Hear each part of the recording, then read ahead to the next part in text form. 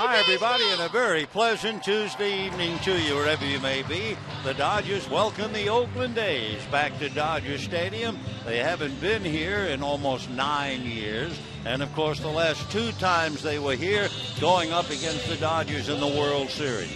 So tonight, interleague play continues, having the Dodgers already having gone to Texas. Now they'll play Oakland. Following Oakland, they'll go to Anaheim for the Angels, and then go and play the Chicago White Sox in Chicago and finish up interleague play against Seattle. For Matt Kemp and company, as they prepare to welcome the A's, the Dodgers with young left-hander Clayton Kershaw, and the A's with their own left-hander Dallas Braden. And talking about the A's, let's take a look at their starting lineup. Certainly no stranger to the National League. Adam Kennedy at second base, Kurt Suzuki behind the plate, and Jack Cust in right field. Matt Holliday, who is it's cleanup for Oakland. Jason Giambi is at first base. Orlando Cabrera, the shortstop. Jack Hanahan at third base. Rajay Davis, who is no stranger to the National League. He was with San Francisco. And Dallas Braden on the mound. On the mound for the Dodgers tonight, Clayton Kershaw. And for Kershaw, with a record of 3-5, and as you probably know, he has pitched exceptionally well here. His earned run average at home this year is 2.2. On the road, it's almost 6. However, the Dodgers have not done much for him in games here at home, and because of the lack of run support, he's been hurt. At home, the Dodgers, and the fewest run support in 9 innings, Kershaw gets 1.6, and you can't take that to the bank. So it's the Dodgers and the A's. The A's are 8 games behind Texas. The Dodgers just beat Texas 2 out of 3, and they're 7.5 in front of San Francisco. Here are the Dodgers with the leather. It's James Loney and Orlando Hudson, Rafael Furcal and Casey Blake.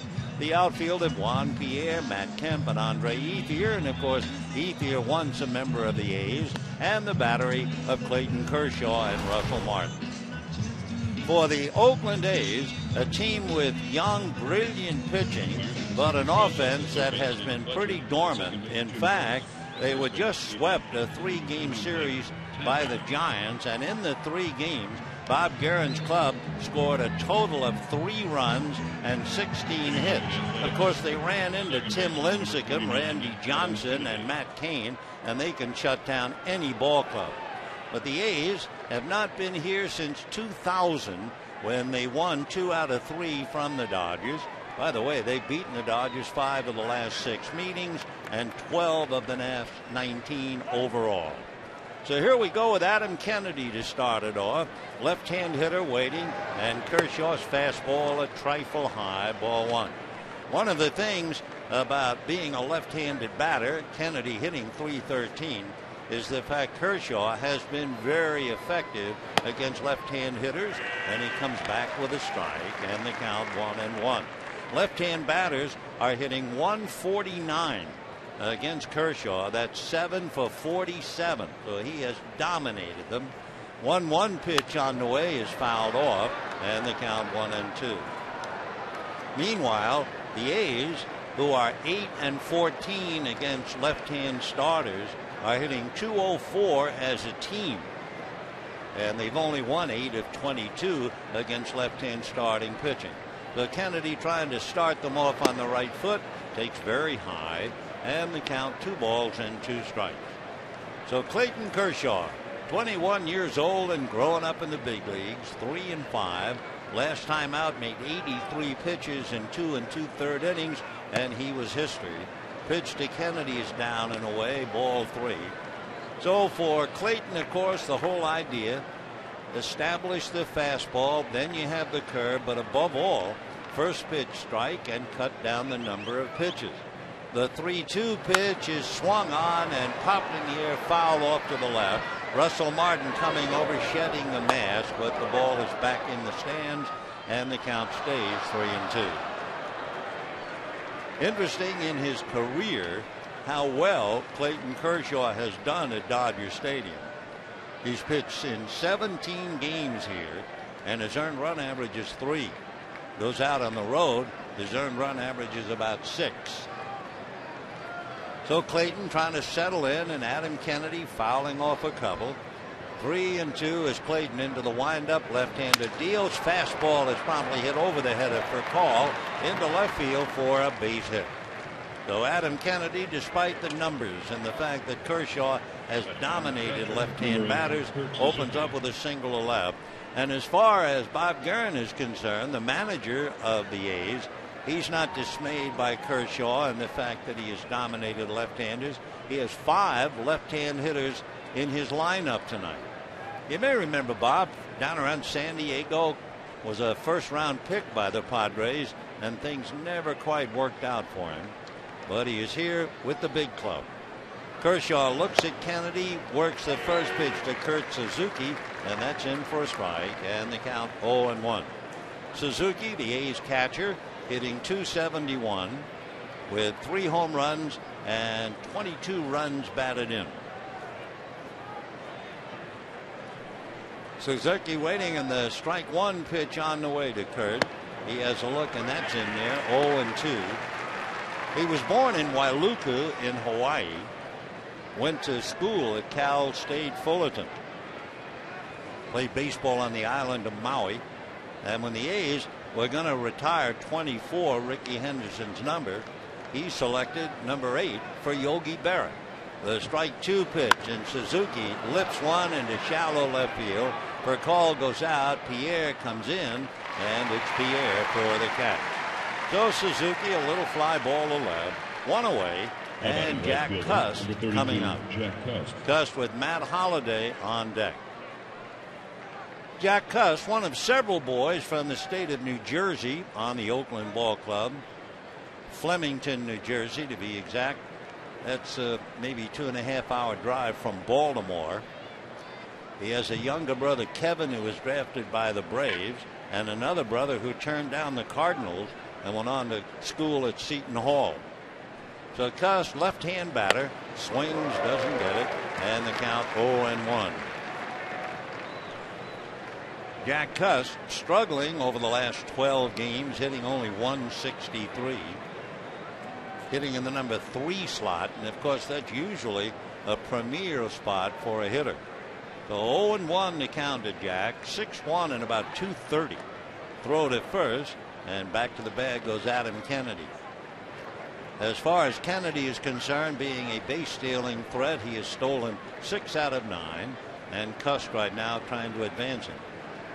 Jack was originally a first-round pick by the Diamondbacks.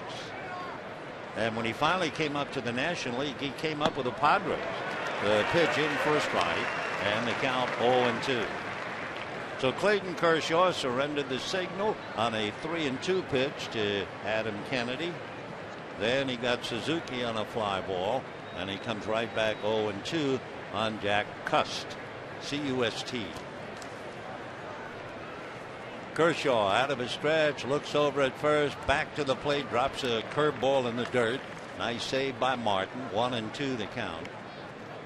When Jack Cust started off the year in April, he hit .262. Then in May, he hit .245. And although the song says June is busting out all over, Jack Cust is not. He's hitting .170 in the month of June. He does have 7 extra base hits, 3 doubles and 4 home runs. He looks at strike 3 call. So down goes Jack Cust. Strikeout number 1 for Clayton Kershaw, and the batter will be Matt Holliday. So Matt Holliday coming up, returning to Dodger Stadium, where among other things, I guess we will never forget the fact that number 1, Holliday wore the Dodgers out, a .351 career batting average, and number 2, remember the 3 sisters, the palm trees back of the Dodger bullpen? Here comes Kershaw with a fastball, swung on and missed, 0-1. Well, Matt Holliday against the Dodgers not only hit one over the bullpen gate and over the bullpen and over the ivy covered wall, he hit it between the 3 sisters, the palm trees out there, and out into the walkway. A monstrous home run. Plus, he's 6'4", 235, big enough to hit him out of Grand Canyon. Curveball, and the dandy swung on and missed, and the count 0-2. Boy, Kershaw really breaking off a beauty.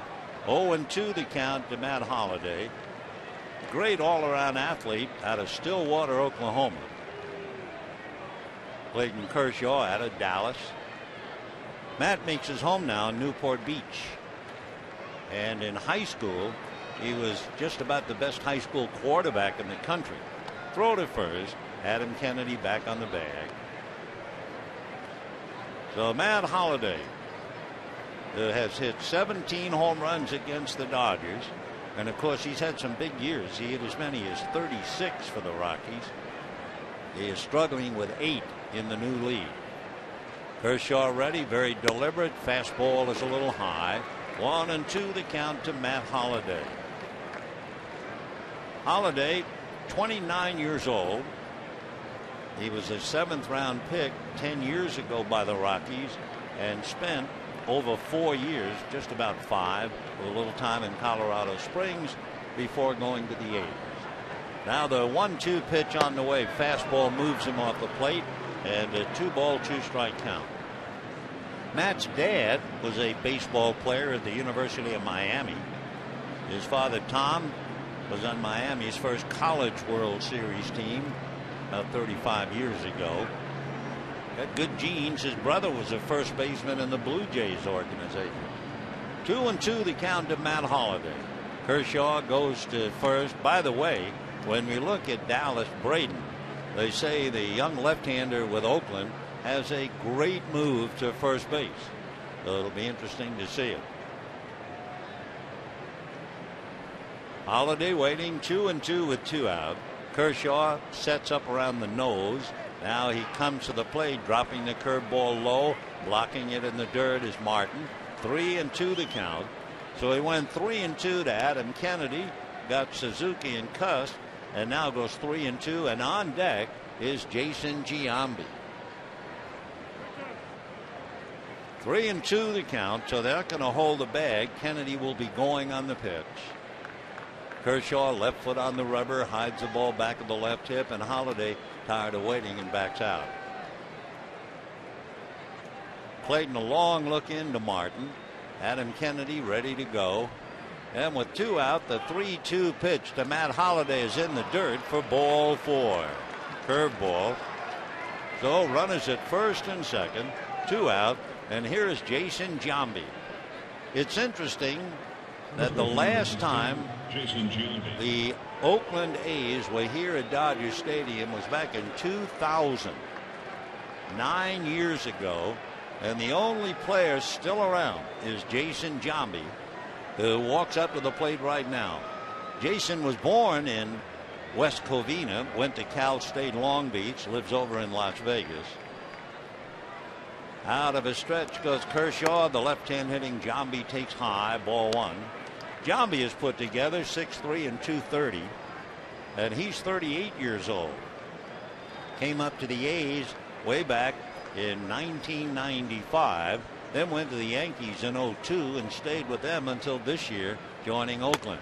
Swings a little late on a pitch, and the count 1-1. So Jason Giambi, the boy from West Covina, comes back to Southern California, having gone to school here at Cal State Long Beach. Meanwhile, Kennedy and Holliday taking their leads. 1 ball and 1 strike. And now Giambi backs out. Giambi had a couple of really big years. He hit 43 home runs for the A's 9 years ago. He hit 41 home runs back-to-back for the Yankees. Fastball is fouled away off to the left out of play. He had 41 for the Yankees in 2002, came right back and hit another 41 the next year. In fact, even last year, he hit 32. Right now, he's hitting .207 with 8 home runs, 31 runs batted in. So Giambi waiting, 2 on, 2 out, no score first inning, and Kershaw's pitch down and away. So again, he's starting to make too many pitches now. The next pitch that Clayton Kershaw makes will be his 25th of the inning. So Clayton trying to get a strike, trying to get out of the inning. The Dodgers load up the right side of the infield. So Blake all alone outside of third, and the pitch is strike 3 call. So 25 was the charm. Giambi is caught looking. 2 strikeouts for Clayton Kershaw, and at the end of half an inning, no.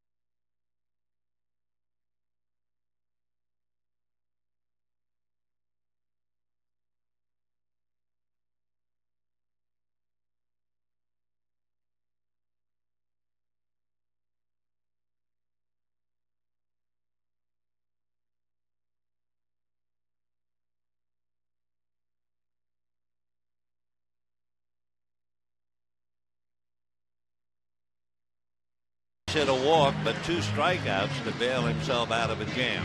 Let's take a look at the Dodger lineup now.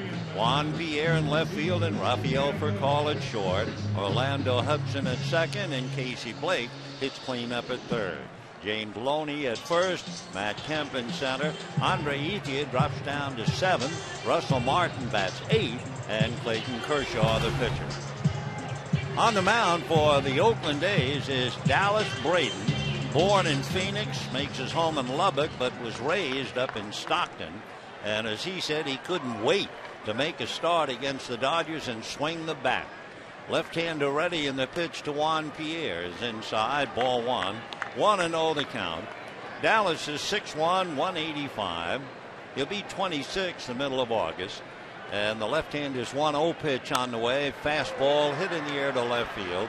Matt Holliday is right there and makes the catch for the out. 1 away. Let's take a look at Oakland defensively, and they shape up this way with Jason Giambi, Adam Kennedy, Orlando Cabrera, and Jack Hanahan. The outfield of Matt Holliday, Rajay Davis, and Jack Tuss, and the battery of Dallas Braden and Kurt Suzuki.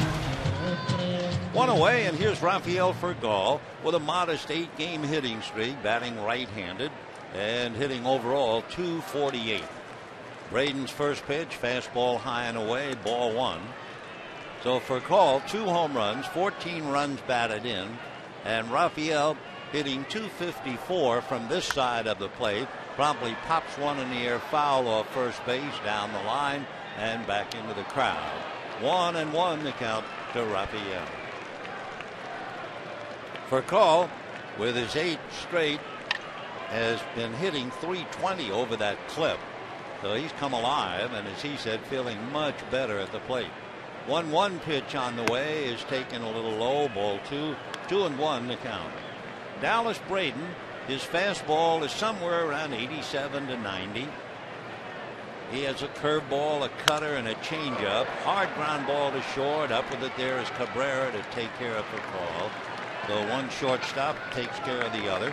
And with 2 down, Orlando Hudson will be coming up. The Dodgers are 14-6 against left-hand starters. And as a team, they're hitting .301. So they've given left-handers a very bad time. And of course, for Joe Torre, he is very close to another milestone. If the Dodgers can win one for him, he will then tie Sparky Anderson on the all-time list at 2194 victories. Hudson has a look at a strike, and the count 0-1. Orlando tied for third in the National League. He has 78 hits and batting .310. Strike one pitch is swung on, hit near to right center and deep. Davis and Cuss going back, and it's Davis on the track to make the catch. With a long fly ball, the Dodgers go in order, and at the end of an inning, the A's nothing and the Dodgers nothing.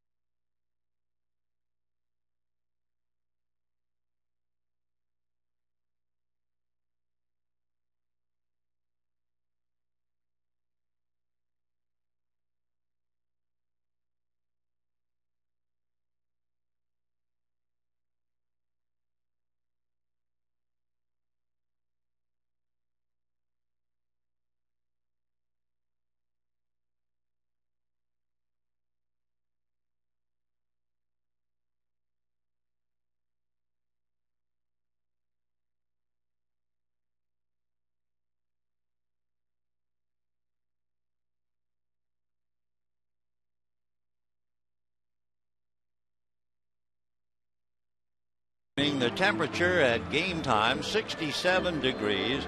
Hardly even a zephyr to stir the flags in center field. And it'll be Orlando Cabrera, Jack Hanahan, and Rajai Davis facing Clayton Kershaw. Cabrera, the veteran, he's 35 years old, out of Cartagena in Colombia. Kershaw ready and comes to the veteran shortstop away, ball one. Cabrera, like most of the A's, struggling, hitting only .232, 2 home runs, 20 runs batted in. Hit as many as 17 home runs for the Expos about 6 years ago. Takes low, and the count's his way, 2-0. Orlando, among other things, with the Expos, the Red Sox, the Angels, the White Sox, and now the A's. Takes the next pitch high, ball 3. They both might be left-handed, and they both might be reasonably young, but there's a huge difference between Kershaw and Braden. Kershaw made 25 pitches in the first inning. Braden made 8. The 3-0 pitch in for a strike, and the count 3-1. Cabrera with the Angels 2 years ago hit .301. He also had 86 RBIs. The 3-1 pitch very high. So there it is again, the third walk given up by Clayton Kershaw. You know, tonight marks the start of Heroes Week, which will continue each night through the short homestand. This evening, Police Appreciation Night. We pay tribute to the law enforcement officials who serve and protect Los Angeles. And boy, did they get a warm welcome, deservedly so. They're the thin blue line between us and the jungle. Tomorrow night, Firefighter Appreciation Night. So Jack Hanahan checking in with a runner at first, and Kershaw's pitch in for a strike, and the count 0-1. Hanahan batting .227 with 1 home run, 8 runs batted in. Jack, left-hand hitter. Kershaw comes back with a fastball fouled away. Dodgers and A's, no score.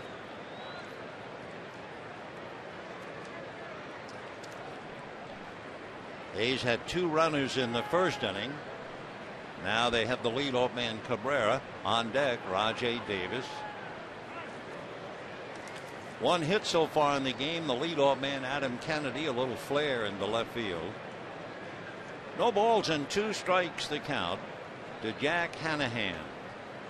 Out of a stretch comes Kershaw, drops the breaking ball off the plate. Pretty good curveball. Oh, 1-2. For Hanahan, he started the last 7 games at third, and he's hit safely in all 7. Kershaw out of a stretch, a look at Cabrera. Nobody out, but he decides to throw over there anyway. Hanahan has done pretty well in interleague play as Cabrera takes the lead. Orlando has stolen 2, but he's been caught 3 times.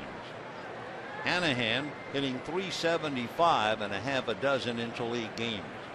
The 1-2 pitch is swung on in this. Throw to first, not in time. So down goes Hanahan. And so for Kershaw, he's balanced his books. He has 3 strikeouts and 3 walks. The only problem is you have to make a lot of pitches to do that. So with 1 out, Rajay Davis coming up. Davis, you may remember, at one time briefly with the San Francisco Giants, hitting .213. He's out of Norwich, Connecticut, lives in New London. Rajay, 28 years old. He'll be 29 in October, and the right-hand hitter takes low. Ball 1. Kershaw just unable to get that first pitch for a strike. Rajay backs out, takes a look down to Mike Gallego coaching at third. By the way, in Sanskrit, Rajay means king. Here's the 1-0 pitch on the way. Kershaw deals, fastball punch foul outside of first down the line. We have 2 local boys in the coaching boxes. Over at first base for Oakland is Todd Severson. Todd Severson was born in Los Angeles and went to Culver City High School. And over at third, Mike Gallego, born in Whittier, lives in Yorba Linda, and went to school at UCLA. Now the 1-1 pitch, fastball foul back, and the count 1-2. So Rajay Davis, who came up with the Pirates, then moved to the Giants for 2, and then the A's for 2. He was a 38th round pick by Pittsburgh 8 years ago. Now the 1-2 pitch on the way. Kershaw said back inside with a good fastball. He hurried that thing up there. So 2-2 the count to Rajay Davis. So Kershaw made 25 pitches in the first inning. Started off the second by walking Cabrera. Now the 2-2 pitch coming up. Davis, right-hand hitter, grounds it into right field. Base hit. Down to second base goes Cabrera and holds on. So Davis a base hit to right. Runners at first and second, 1 out, and Dallas Braden coming up. For Dallas Braden, he was talking about it long before he got here. And Braden, the kid from Stockton, said, I can't wait to pitch at Dodger Stadium. First of all, it's a very special place. But number 2, he has never batted in a professional game, ever, anywhere. So this is not only his first major league at bat, it's the first time he has swung the bat since he went to college. And one of the quotes he had the other day, he said, I just hope I can get the bunt down. Well, let's see. Pulls the bat back, takes a strike. He spent 2 years at American River Community College in Sacramento, and that's where he pitched and also swung the bat. He also went on to Texas Tech for a while, but this is his first professional at-bat. 0-1 the count to Dallas. He bunts up along the third baseline. Blake has to go to first, and so Dallas Braden does his job in his first at-bat anywhere, anytime for money. He gets the bunt down. Good for him. So Rajay Davis moves to second, Orlando Cabrera to third, and the batter will be the leadoff man, Adam Kennedy, who singled to left field on a 3-2 pitch in the first inning. Kennedy, by the way, as the A's congratulate Dallas Braden. Kennedy with runners in scoring position. Hold your breath. He's hitting .441. Well, he's up there now with runners at second and third and 2 out. First base open. Kennedy takes way off the plate. Great block by Russell Martin. Well, that's a wild pitch and a run. And of course, with Kershaw, you might be interested to know he has 2 wild pitches. So Adam Kennedy in a spot where he can hurt you. Born in Riverside, still lives there. Went to Cal State Northridge and played with the Angels from 2000 through 06. The 1-0 pitch, and that misses. 2 balls and no strikes. Kennedy, however, when you break down his batting average, hitting over .390 against right-handers and a little bit more than .150 against left-handers. Kennedy waiting. Out of a stretch goes Kershaw.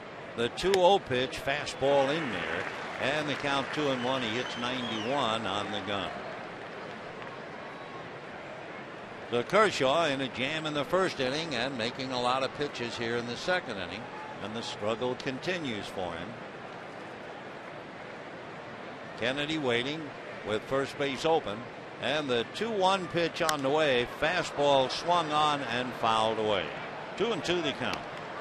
Remember, the A's have won 12 of 19 from the Dodgers and 5 of the last 6. And as you probably know, they have played 2 World Series. In 1974, the A's won it 4-1, and in '88, the Dodgers returned the favor.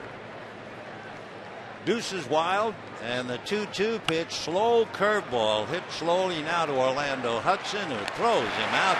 And so after throwing a lot of fastballs, that big slow curve got him out of the jam. Kennedy rolls out, and at the end of an inning,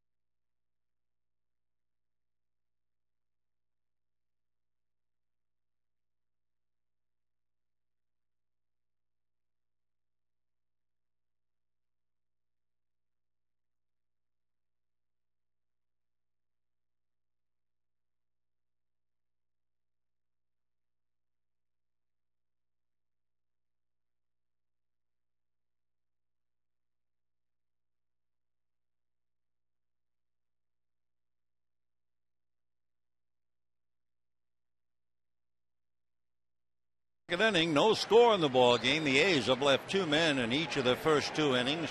Dodgers went out in order. Now Casey Blake has a look at his strike, and the count 0-1. Casey hitting .299, 6-game hitting streak, 10 home runs, 39 runs batted in. Braden right back with a fastball fouled away. Second deck off to the right, and the count 0-2. No score. Bottom of the second inning. Game 1 of the series with the Oakland A's. Braden working from the third base side of the rubber, and the left-hander's next one down and away. They say he doesn't really throw a screwball. That was his changeup, but it acts like a screwball. That tail down and away. He must just flick his wrist at the last moment. 1-2 fastball is fouled away. So as far as Dallas Braden is concerned, when they break down his pitching, they talk about, among other things, the changeup, which he throws somewhere around 79. The left-hander's 1-2 pitch. There's a change. Hit slowly to third. Up with it there's Hanahan and throws him out. One down. So you come out to Dodger Stadium, watch the Dodgers continue their series with the A's, and you'll park for free. Dodgers are offering free general admission parking all week to thank their fans and honor our community heroes during Heroes Week. Buy tickets online at Dodgers.com or call 866-DODGERS today. One out here in the second inning, and James Loney coming up. So Dallas Braden throwing a minimum number of pitches with one out in the second inning. And the left-hander's first pitch is a little low, ball one, 1-0.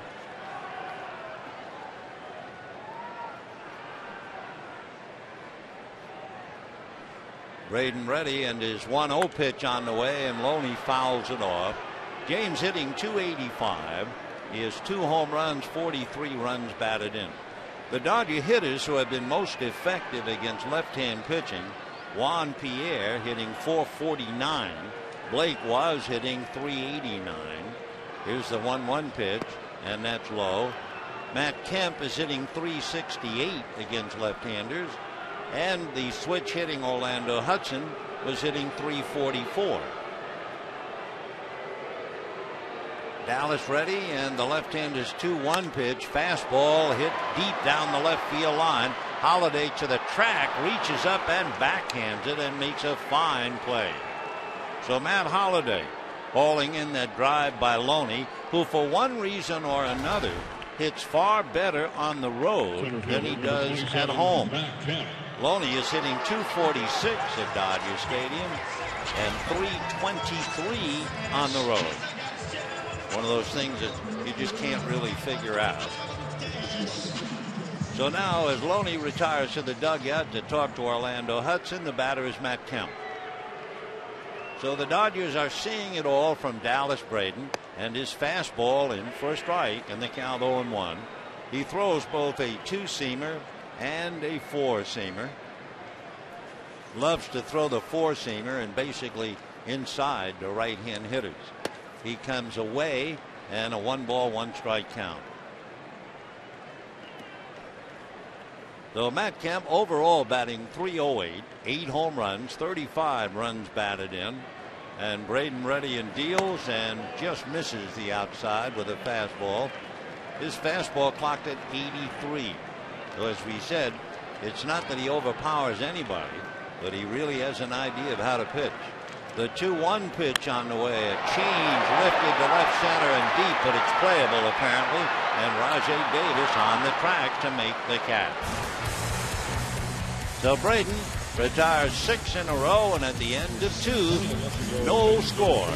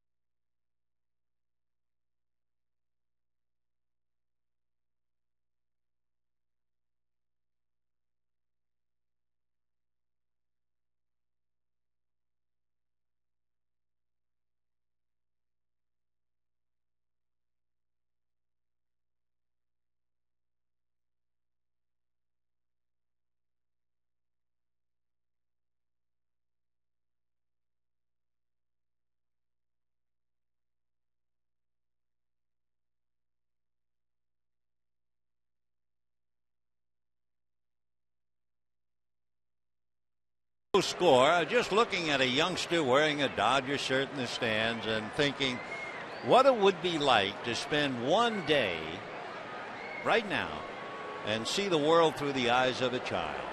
Wow. Of any age. Anyway, we go to the third. No score. The A's no runs, 2 hits. Dodgers have retired. Down went 6. So here's Kurt Suzuki, the catcher, and he takes a strike. And the count 0-1. Now, that's a rare moment. That's a thing Kershaw wants to do more of. Get that first pitch for a strike.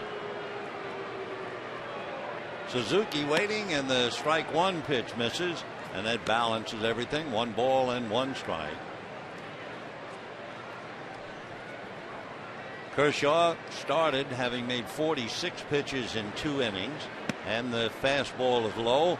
So he's a little behind. 2-1 to the boy from Hawaii. He wanted to follow in the footsteps of Benny Agbayani, who was a fellow Hawaiian who went on to the big leagues. The 2-1 pitch to Kurt is swung on and popped up. Hudson goes out and calls, waiting, waving, and puts it away. So we have 1 away here in the 3rd inning on a pop fly. And Jack Cust will be coming up. Dodgers have seen a lot of fellas who swing from the heels and pay the price. Certainly Mark Reynolds of Arizona comes to mind immediately. Then big Ryan Howard. And don't forget Jack Cust. I mean, Cust last year struck out 197 times. Left-hand hitter takes off the plate, ball 1. So far, not doing badly at all. He has struck out 58. American League record at 197. The 1-0 pitch is swung on a towering fly ball to left center. Pierre just about on the track and then come on the grass to make the catch. So 2 down, and the batter will be Matt Holliday. Let's turn the clock back. September the 3rd, 2006. Elmer descends with a curveball, and Holliday clears the back wall and hits it amongst the 3 sisters, the palm trees out there. A monstrous blast for Matt. Of course, when you take a look at Holliday, you really expect him to hit some balls out of sight. And the first pitch to Matt is in for a strike, and the count 0-1. The Holliday, who left Colorado, and of course I'm sure he's very interested in what's been going on with the Rockies. Having won 11 in a row, he bangs one to center. Kemp hesitates and then has to come in and play it on a bounce. So Holliday gets a base hit. I'm not sure if Kemp read that one properly, although the ball was not hit that hard, but Holliday and Loney get a little grin out of it. So a runner at first with 2 out. And the batter will be Jason Giambi. The Giambi, who struck out looking in the 1st inning, checking in.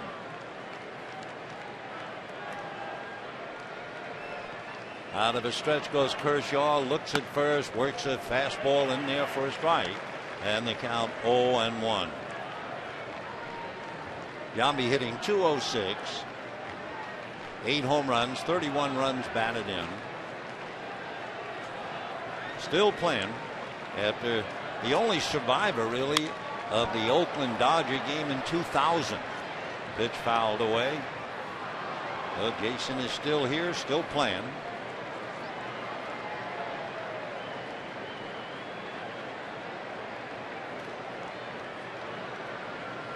One thing, young Jason was inspired by his father, who was really extremely hardworking. He fouls another one away. His dad worked through the day in the banking business, once even repossessing cars, put himself through night school. That really set an example for Jason, and his dad became the president of a small chain of banks. So when you have a hardworking father setting an example, well, Giambi been playing baseball since 1992. There goes the runner. The pitch is strike 3, so there's no play at second base. Giambi has a word or 2 to say to Ted Barrett. Walks away, having struck out twice. No runs, 1 hit, a man left. The end of 2.5 innings, no score.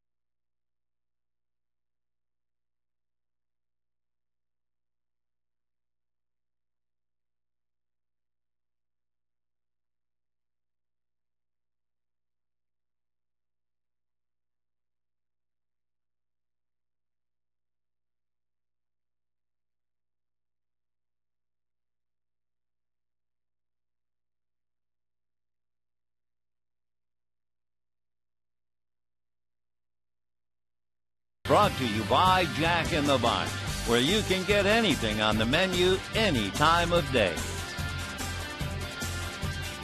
Bottom of the third inning, no score in the ball game. The Dodgers and the Oakland A's. Tomorrow night, Trevor Cahill and Hiroki Kuroda, and then Randy Wolf will go against Vin Mazzaro.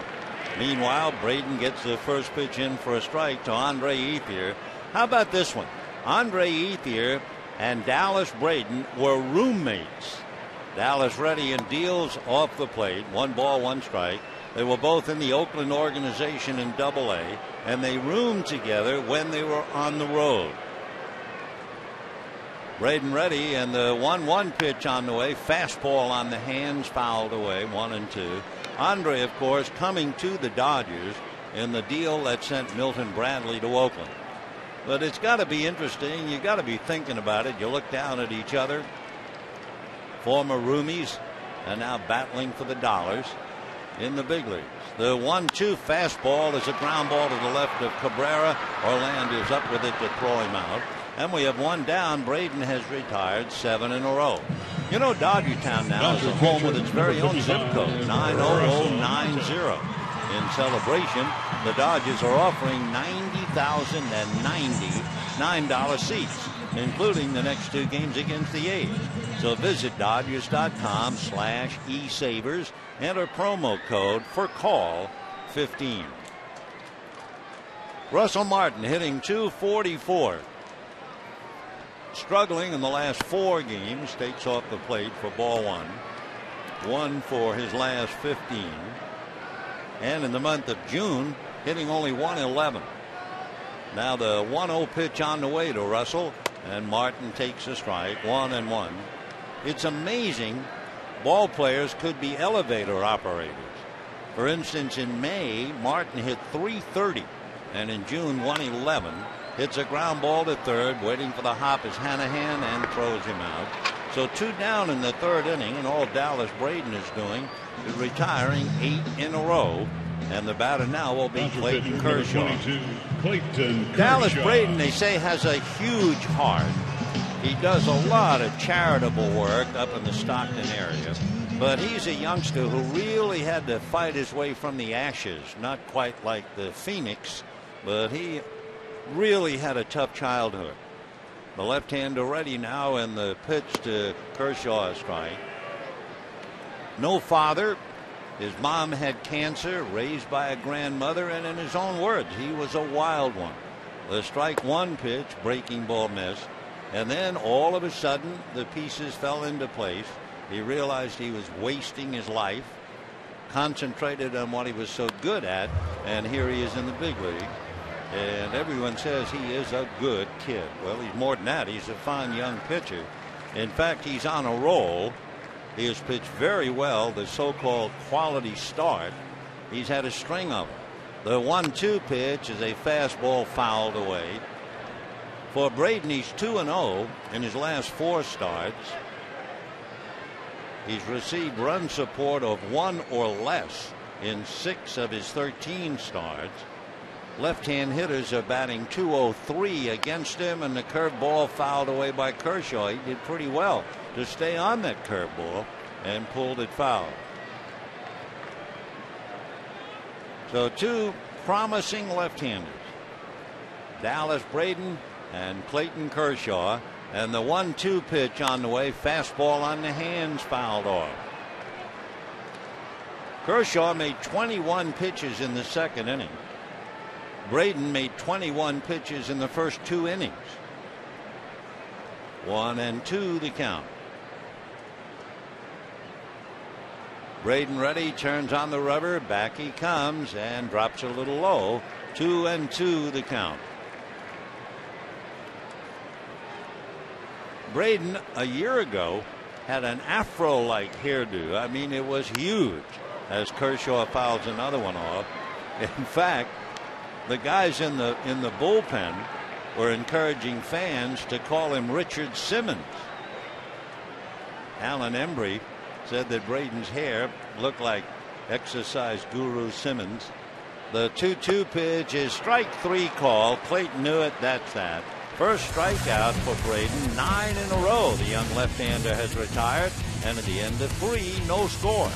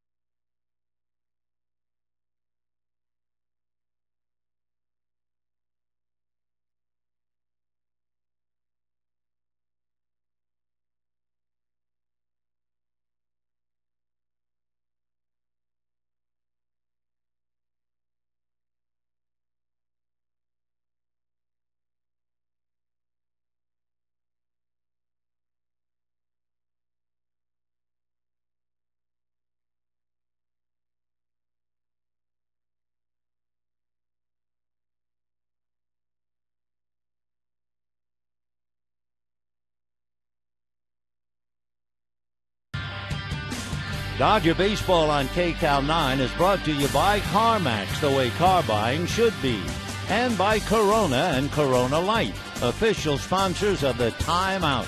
Relax responsibly. 4th inning, no score in the ball game. The A's and the Dodgers. Orlando Cabrera will start it off.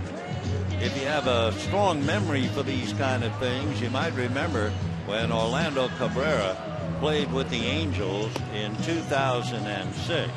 He reached first base 62 straight games. Ted Williams had the record of 84, Joe DiMaggio 74, and eventually it got down to Orlando Cabrera, but that is quite a feat. Reaching base safely, hit or walk, 62 straight games. He wasn't really aware of the streak, he said, until maybe about 24 games, and friends brought it to his attention. Ball 1. Last year, he hit .273 with 3 home runs against left-handers. That's a strike. 1-1 the count. So Cabrera, who walked in the 2nd inning, followed by Jack Hanahan and then Rajay Davis. 1-2 the count to Orlando. 35 years old from Cartagena in Colombia. Orlando and his family were helped in Colombia by Dusty Baker's sister. She was a volunteer helping people in the area where they lived. Well, that's a small blessing. You may remember Gilbert Cabrera. The Cabreras and Edgar Renteria were very closely entwined. Fouled at the plate, so it's still 1-2.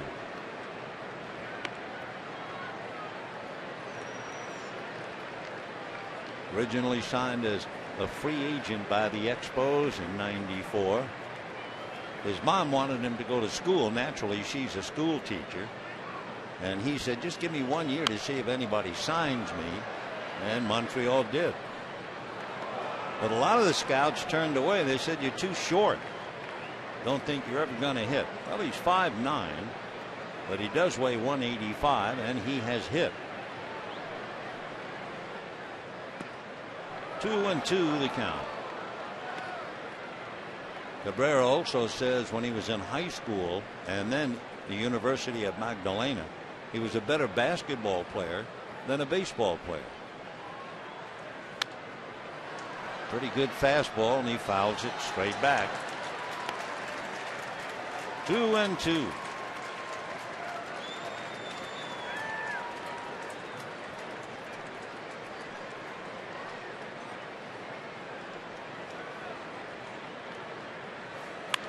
And that's popped up. James Loney. One away. Our CarMax text question is certainly appropriate. How should the DH be used during interleague play? Should it only be used in American League parks? Should it only be used in National League parks? Or maybe you feel it shouldn't be used at all? Well, text your answer to 86212 on your cell. It will be interested to see just how you think. Here's Jack Hanahan. That's a strike. Hanahan struck out in the second inning. 0-1 to count. Happy birthday greetings to a Dodger today. Jonathan Broxton, 25 years old. And of course, floating on a crowd, he became a dad while the Dodgers were in Texas. Heartiest congratulations and much love to the Broxton family. 2-1 to count to Jack Hanahan.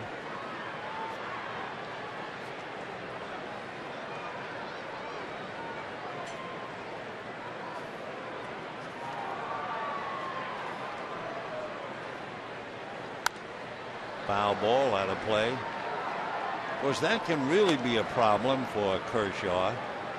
All the foul balls. I think the last game he pitched, there was something like 24 foul balls. And that certainly takes a lot out of you. And he just blows Hanahan away for the second time. 5 strikeouts now for Clayton Kershaw. And the batter will be Rajay Davis. Nothing fancy, just blew him away. For Clayton Kershaw, and looking at his strikeouts this year, going way back in early April, he got everybody's attention when he struck out 13 Giants. He hadn't come close to that, although he did have 9 strikeouts against Florida. 1-1.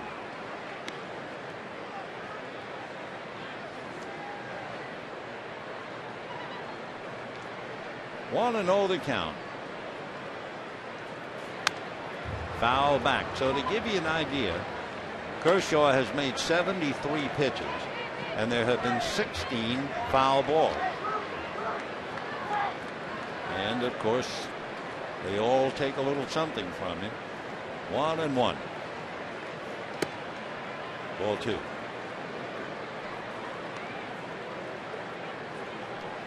No score, 4th inning.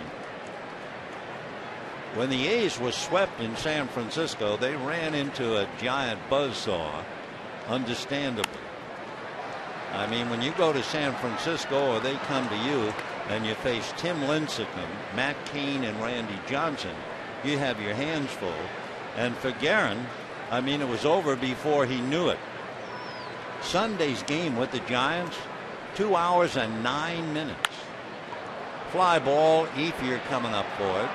And that'll be that. So the A's are done, and at the end of 3.5 innings, no score.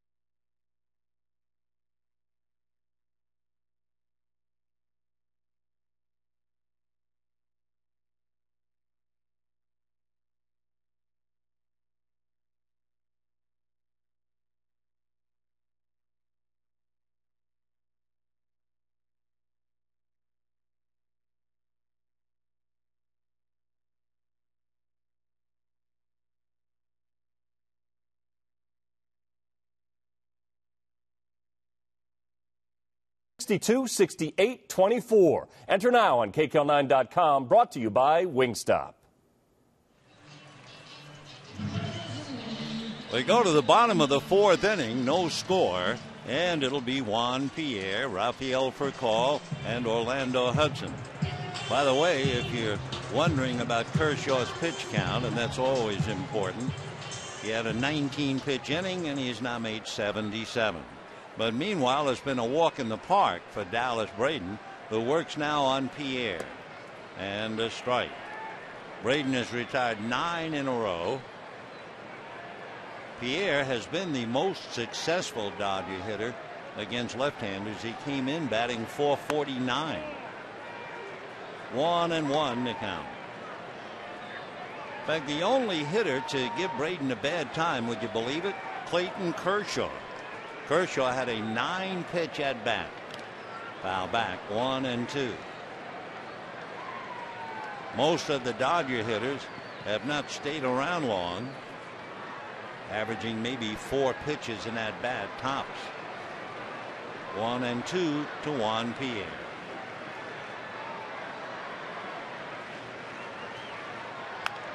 Little breaking ball, slow roller. Kennedy has to hurry and takes care of it. So 10 in a row retired by Dallas Braden. Kennedy had to really hustle to beat Pierre. And now Braden working on Rafael Furcal. Dallas Braden, B-R-A-D-E-N. He does do a couple of things that others would say make him a left-hander. We told you about the afro, big blonde curls with his cap sitting on top of his head. That got his teammates' attention.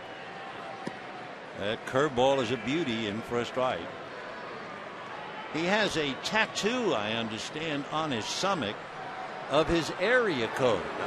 He must really love his area code. Hopper to third. Hanahan. 2 down.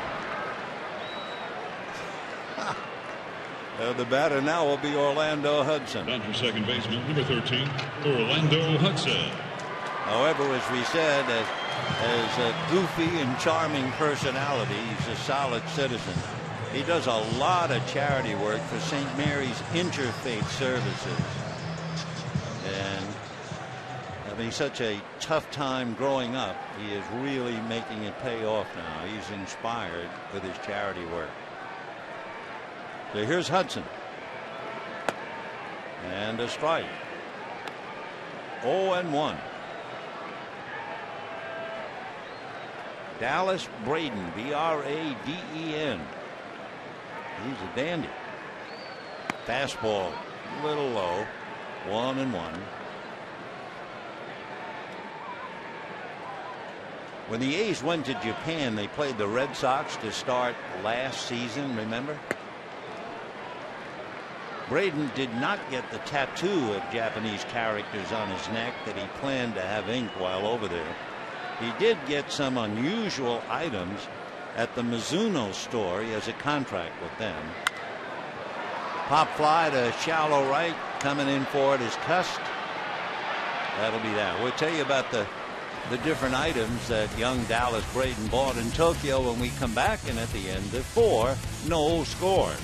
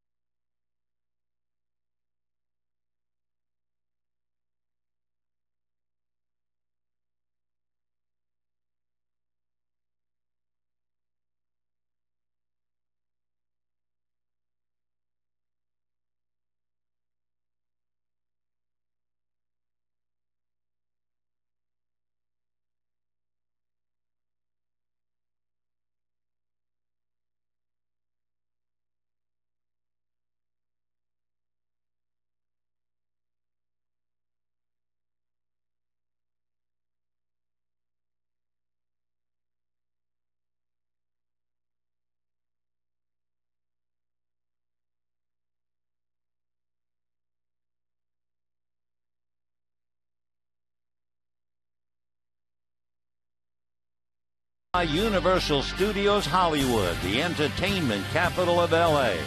And by Lexus and the newly expanded IS line. Now there's one more way to live a little, a lot. Fifth inning, no score in the ball game, but what's more important right now, through 4 innings, Dallas Braden has been perfect. He's retired 12 in a row. The biggest difference, Kershaw has made 77 pitches. Braden has made 47 over the same 4 innings. It's ball 1 to Braden, who wondered about what it would be like to swing the bat professionally and sacrificed in the 2nd inning. That's a strike. 1-1. So Kershaw in the 5th, and he and Braden are locked into a dandy. 1-2, leaving that fastball in Russell Martin's mitt.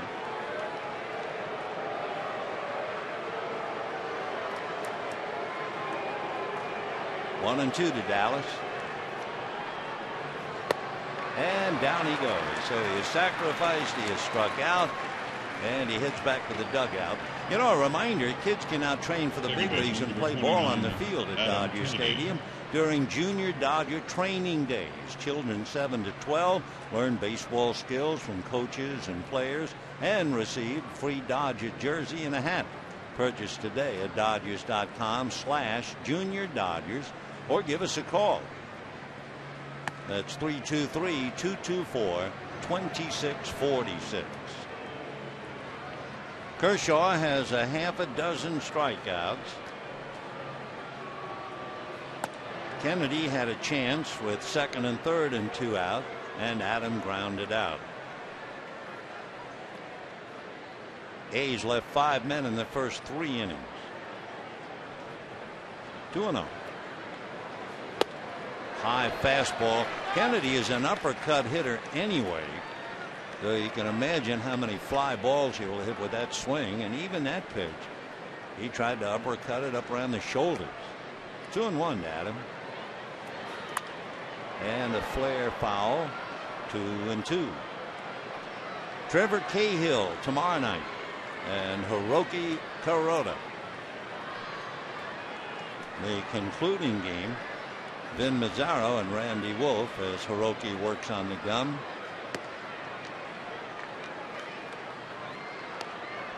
Trevor Cahill, who will be pitching for Oakland tomorrow night against the Dodgers. San Diego boy. 3-2 to Adam Kennedy. 1 out, 5th inning. No score. Fastball hit the left. Pierre going back, still going back. It's a catch.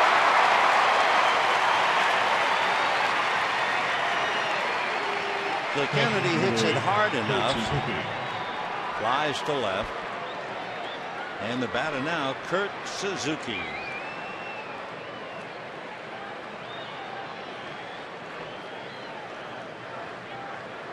Suzuki, we've mentioned, is from Wailuku, and he wears a puka shell necklace, in case you're wondering what that is around his neck.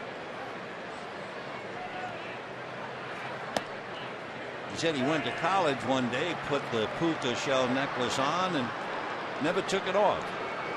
He's not superstitious, but most guys from the islands wear some kind of a necklace, he said.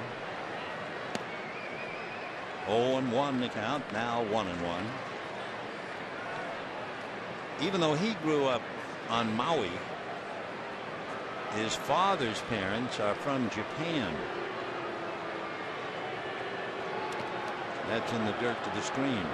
So you can imagine when the A's opened up the 2008 season, the first 2 games against the Red Sox, these folks made the trip from the Aloha State to join maternal grandparents, and they had a great time. And of course, Kurt's always being kidded that he's related with Ichiro Suzuki, but the name Suzuki is as common in Japan as the name Smith is here in the United States. Suzuki had a full scholarship to the University of Hawaii, but instead he was a walk-on at Cal State Fullerton. Casey Blake takes care of him.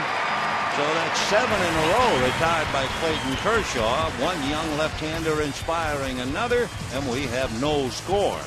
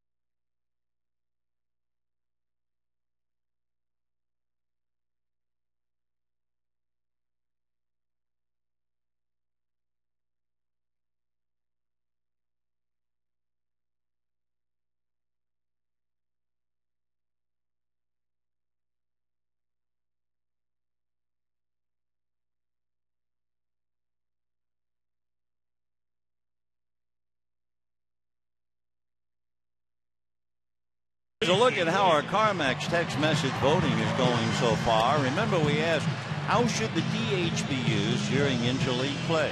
Only in American League parks, only in the National League parks, or not at all?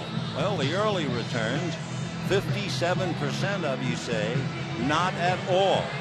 32% said use it in the American League, 11% the National League. Remember, text your answer to 86212 on your cell. Brad Zager reminds us about Grady Little when he managed the Dodgers, and they talked about the DH, pitch in for a strike. And Grady said they should do it in reverse, that you should have the DH in the National League park and no DH in the American League park. Why? Because the people who go to National League games would then see that American League DH, the American League parks, that's all they see.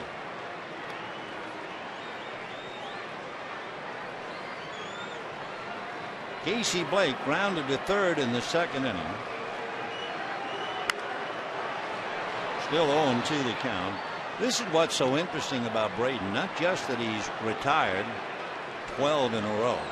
He has not had a 3-ball count. He's had 12 foul balls, 5 of them by Kershaw. And make it 13 foul balls. And the other, which is so important, one of the basic commandments of pitching in any league anywhere, 8 of the first 12 first pitch strikes. 0-2. Change 1-2.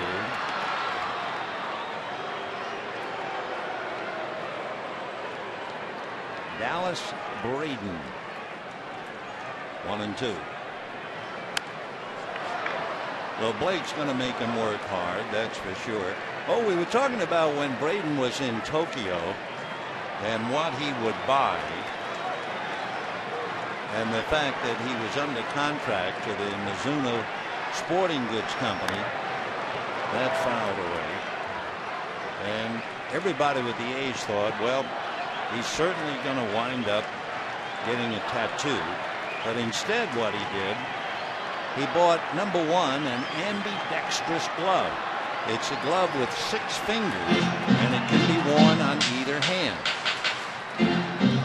I guess 2 thumbs to make it a 6-fingered glove. Well, he's not wearing it in the game. He just bought it. But the other thing is really something.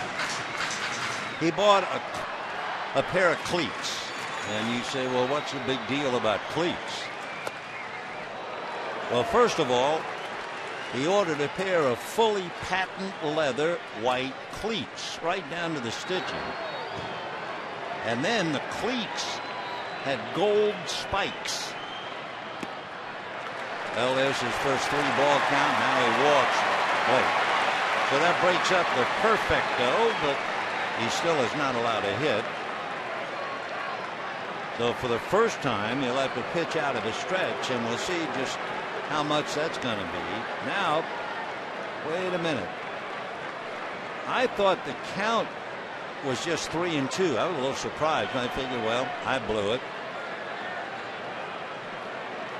Joe Torre didn't say anything.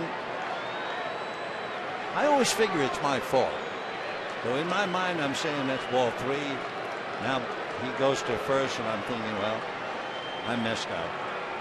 Okay, it's 3-2. Foul ball. Then Braden was saying now that he bought the cleats with the gold spikes, he has a big problem. He said they cost much too much not to use them, but they also cost too much to really use them. Fly ball to right field and deep, but there's room back there, and Cust will put it away. So 1 out, and it's still alive. Number 7, James Loney. 13 in a row, relied, although he looked for a moment there that he had lost it, and Blake went to third. So here's James Loney.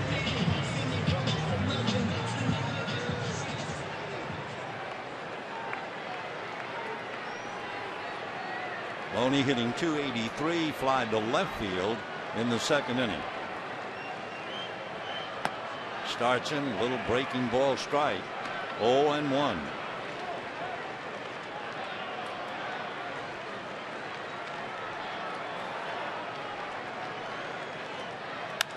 Ground ball to Cabrera. 2 out. So that's 14 in a row retired by Dallas Braden. Let's go over it again. He's 6'1", 185 pounder. He's 25. He'll be 26 the middle of August. Born in Phoenix, raised up around Stockton, and went to school at Texas Tech.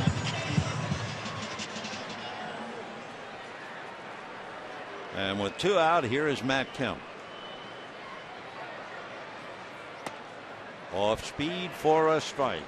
That's what they say about him. He will throw the change off the curveball or straight change at any count, and especially to a lot of right-hand hitters. 0-2.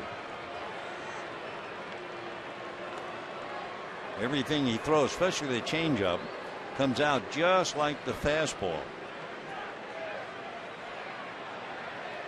In fact, they have said that he'll throw several change-ups in a row to some right-hand hitters. He has great arm speed, great release point. And it really fools you. 0-2 to Matt. That was a change, but nothing happened with it. But at least he kept it up. It was in the 60s.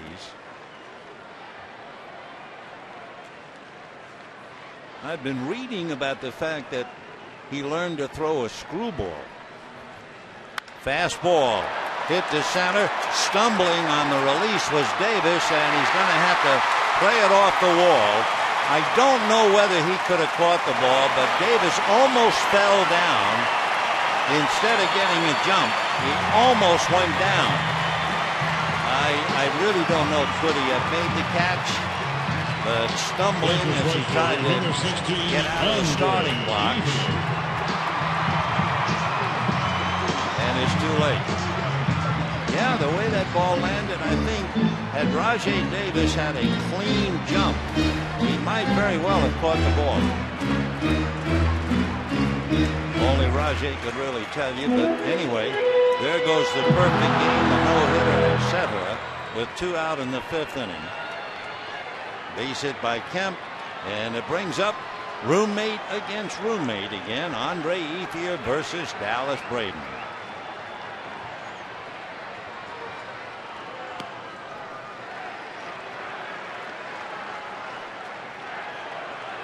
Kemp at second, 2 out. Bottom of the 5th, no score.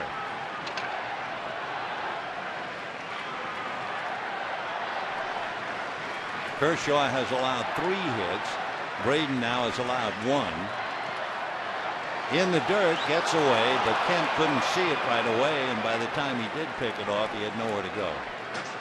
Nice block by Kurt Suzuki. 2-0 to Andre Ethier. On deck, Russell Martin. Now, Ethier is the opposite of Loney. Loney hits well on the road, struggles at home. Ethier does well at home, hitting over 300 with 10 of his 11 home runs here. On the road, he's hitting just .229 with 1 home run. Fastball, 2-1. But his fastball, remember, is rarely up to 90. Somewhere around 87, 88. But after looking at slow breaking balls, straight changes that some seem to sail like falling leaves, fastball looks faster. Ball 3. This is his second 3-ball count. Remember, Casey Blake, after being called back, flied to right. So now he comes back 3-1 to Ethier.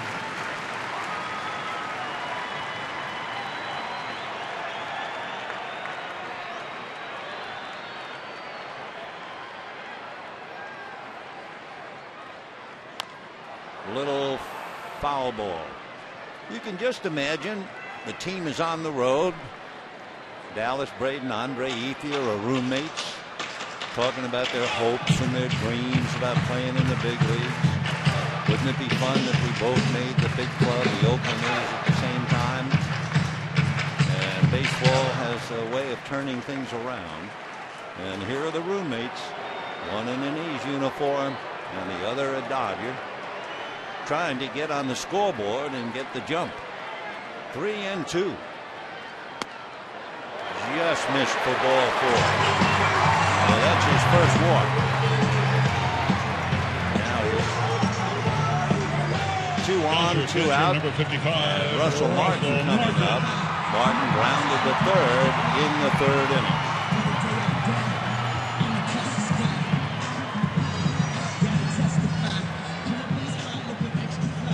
Braden has had to work hard in this inning, and the biggest reason was Casey Blake. He's made 23 pitches in the inning, and Casey Blake had an 11-pitch at bat, and I'm sure he still thinks he should have walked. He's talking about the changeup for sure. Ground ball, back of 3rd, long throw from Hanahan off the glove of Giambi, and everybody's safe.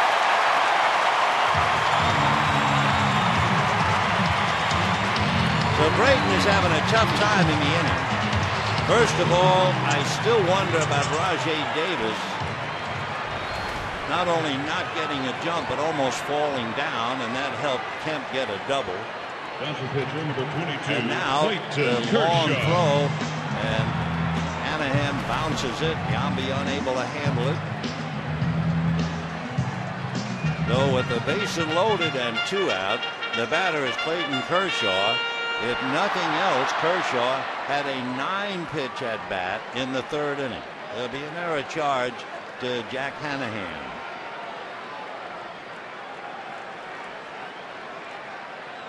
Fastball strike, 0-1.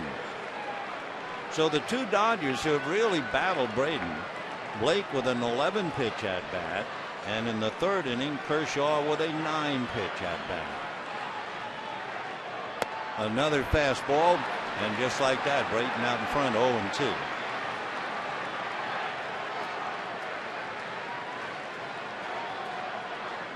Also, what's happening to Braden for the first time, because of a couple of suspect plays, he's had to make a lot of pitches.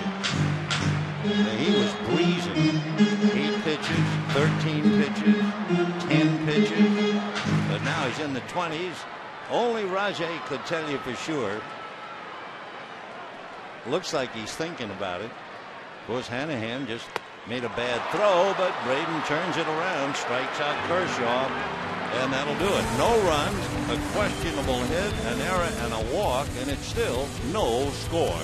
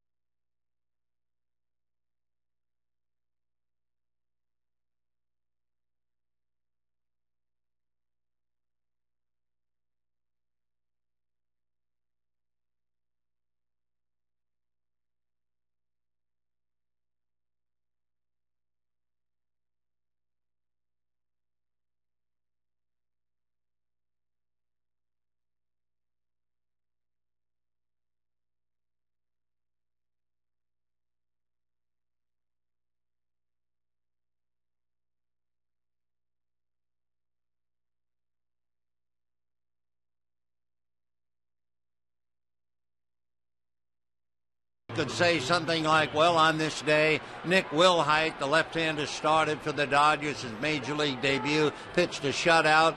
Or we could say on this day, blah, blah, blah, Don Newcomb was traded to the Cincinnati Reds from the Dodgers.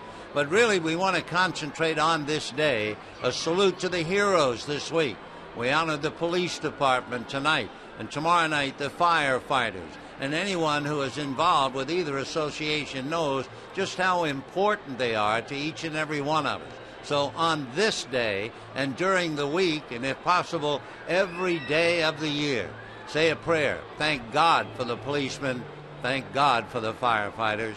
And with that thought, let's go back to the game.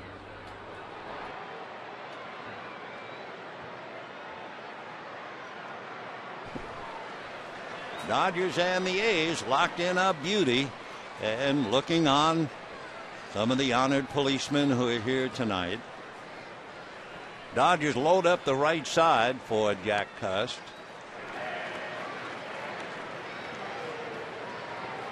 The Dodger defensive triangle defense with Furcal, Hudson, and Loney on the right side. 1-1 the count. Kershaw's done remarkably well, 92 pitches through 5 innings.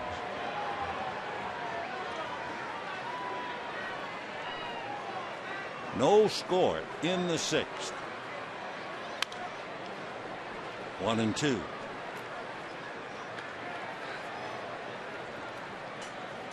Jack Cust, who strikes out a bit for sure with 197. That's an understatement. But he's also hit as many as 33 home runs for the A's. Did that last year.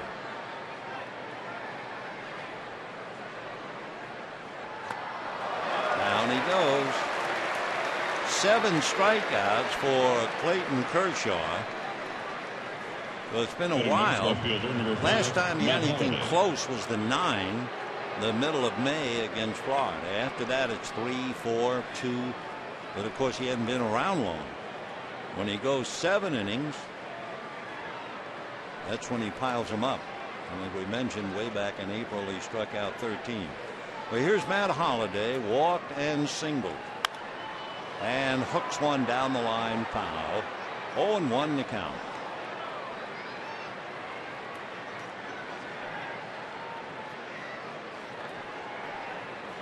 Holliday has, and I've always felt this, he has the face of an athlete.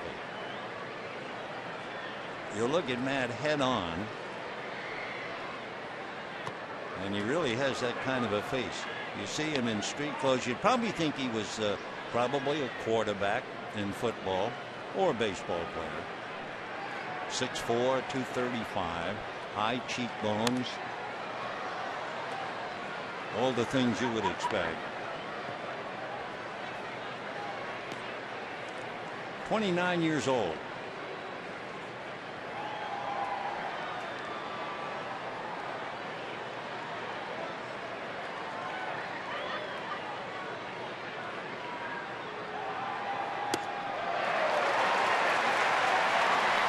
Well, that's 8 strikeouts now for Clayton.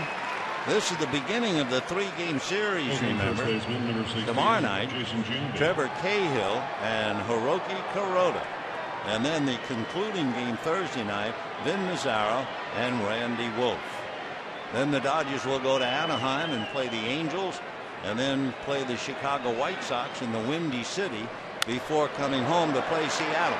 That's hit to the gap and will go to the wall. So Giambi, who had struck out twice, comes up with a 2-out double. Shortstop, number 18, Orlando So that is Cabrera. hit number 4, and the batter now will be Orlando Cabrera. So Giambi hits one to the left center field wall. Cabrera has walked and fouled out.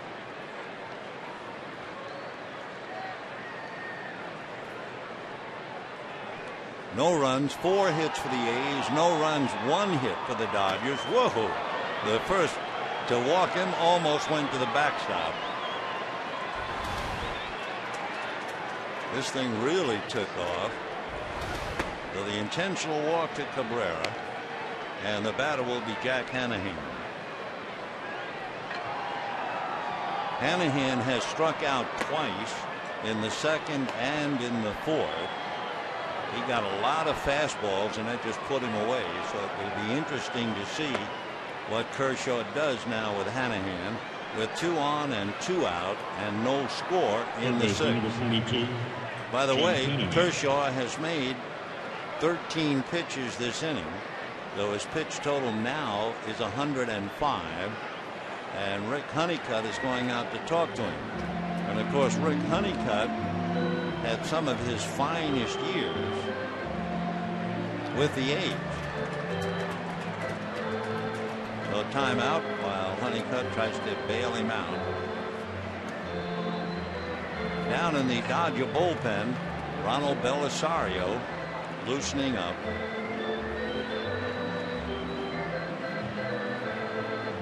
When Honeycutt goes to the mound, I mean, you're listening to a pitcher who appeared in 797 games, 21 years in the major league. He was with Oakland and the 1988 and 1990 club. So he carries a lot of baseball experience, especially in pitching.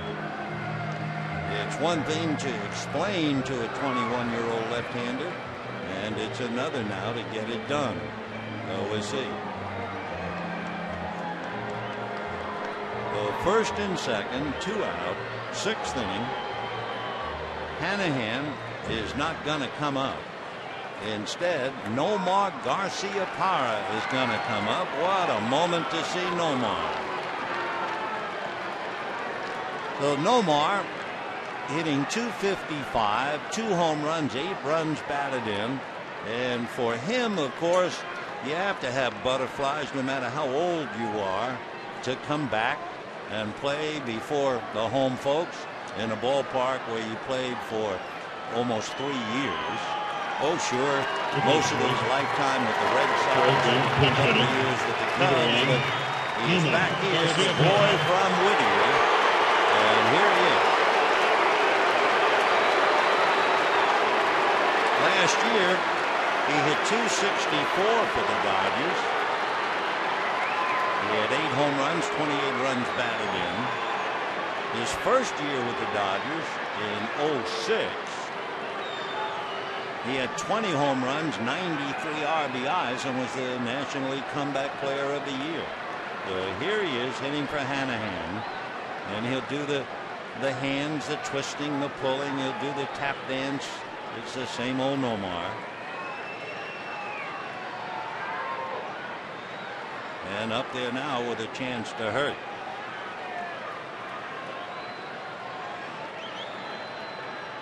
Time. And now Joe Torre is going to come out with a hook.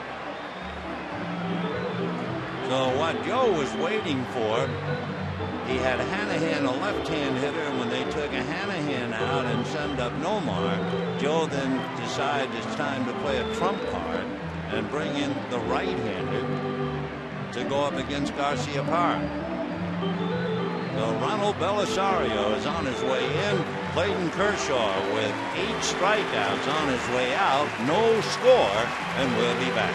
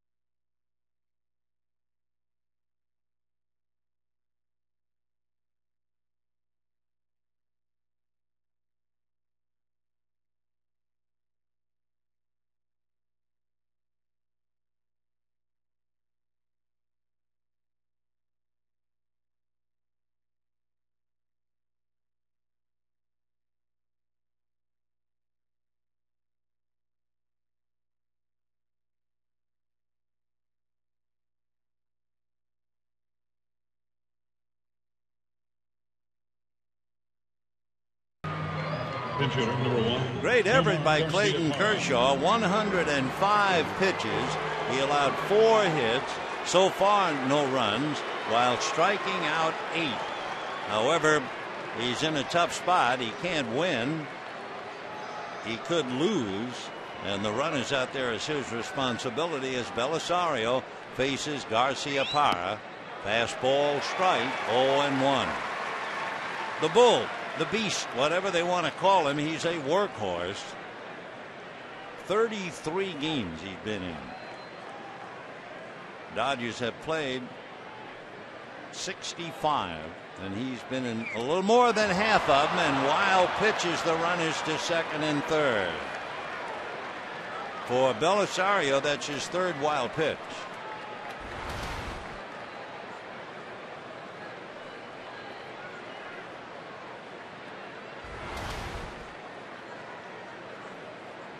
So Garcia Parra up there, 1 ball and 1 strike. Nomar 2 home runs, 8 runs batted in.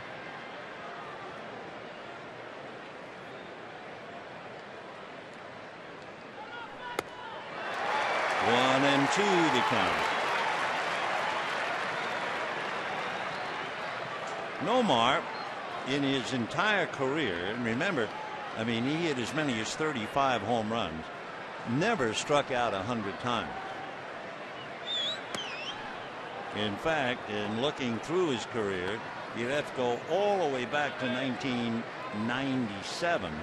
He struck out 92 times, but basically contact hitter. So Belisario trying to put him away. Still 2-2. Second and third, 2 out. 6th inning, no score.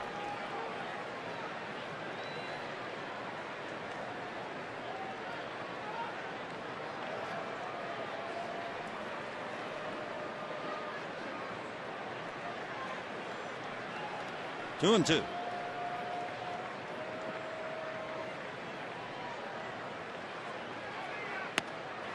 Just missed. 3-2.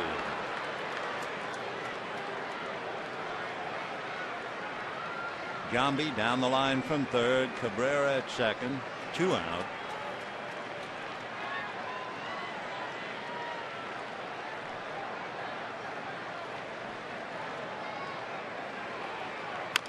And a little ground ball to Loney.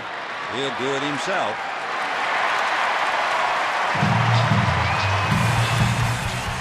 No runs, 1 hit, 2 left, and at the end at 5.5, no score.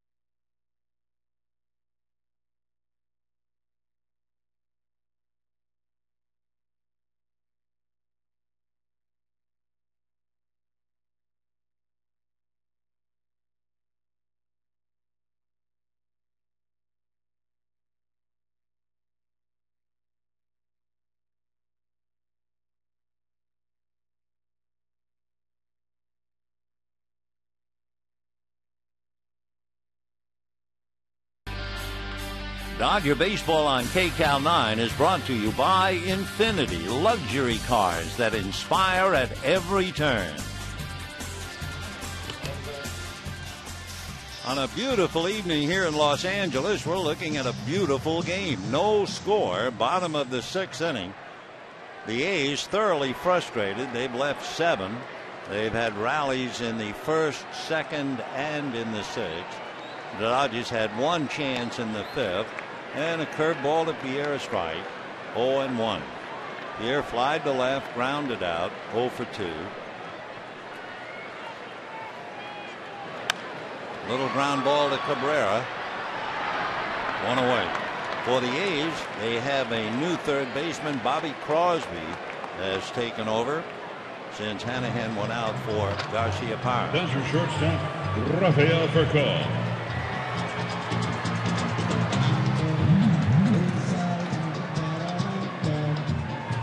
So here's Rafael, grounded to short, grounded to third. The A's have been involved in 8 shutouts this year, and they are 3-5. The Dodgers have been involved in 7 shutouts, and they're 4-3. And of course, if you've been following the Dodgers, you know their record in 1-run games at home, phenomenal, 11-1.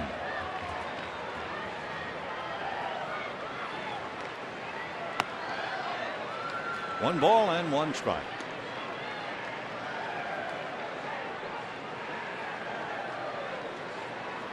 Braden has had 5 straight so-called quality starts where you go 6, 3 or less, and he hasn't lost a game since the 16th of May. So he's gone a month. Little pop fly going out as Kennedy makes a catch. You know, the Dodgers return home on Friday the 26th to face Ichiro and the Mariners on Japanese Heritage Night. Festivities include fireworks, a unique seating option that includes a free Dodger Town Japan t-shirt and an all-inclusive Japanese menu. For tickets, call 866-DODGERS or visit Dodgers.com/sitinmytown today. 2 down. Here's Orlando Hudson. And 1 into left field. Base hit.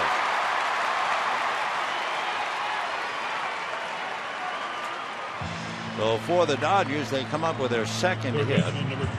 And the batter now will be Casey Blake. Remember, Casey had grounded out, then came up in the 5th inning, and he and Ed Barrett were not on the same page.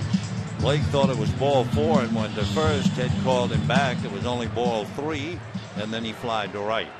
The one thing he did do, however, it was an 11 pitch at bat.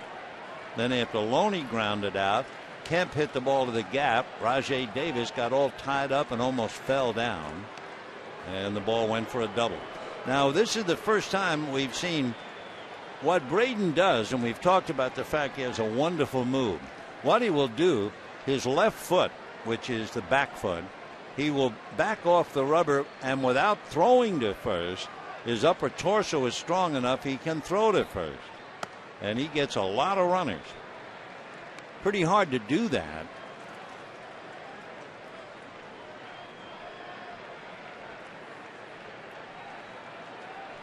He will throw without stepping like that. That was a perfect example. That left foot came off the rubber and he fired without stepping towards first. He's going to be backed up now by Michael Wirtz, a right-hander in the bullpen. And let's see. There's a ball loose in right field. A timeout.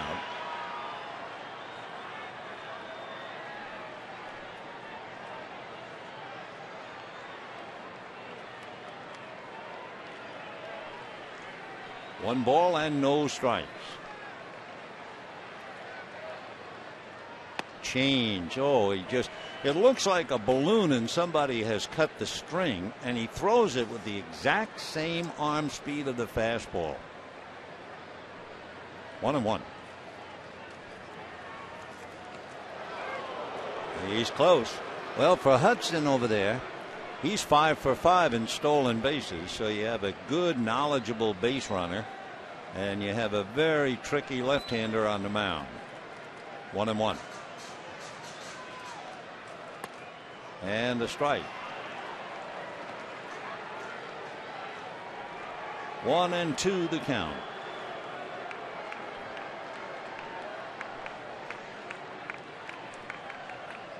Casey came into the game hitting .389 against left-hand pitching. Change, and that's going to be hit in the gap. One change too many. Here comes Hudson. Bo is waving him in. He is around third. He will score easily. And the Dodgers take a 1-0 lead.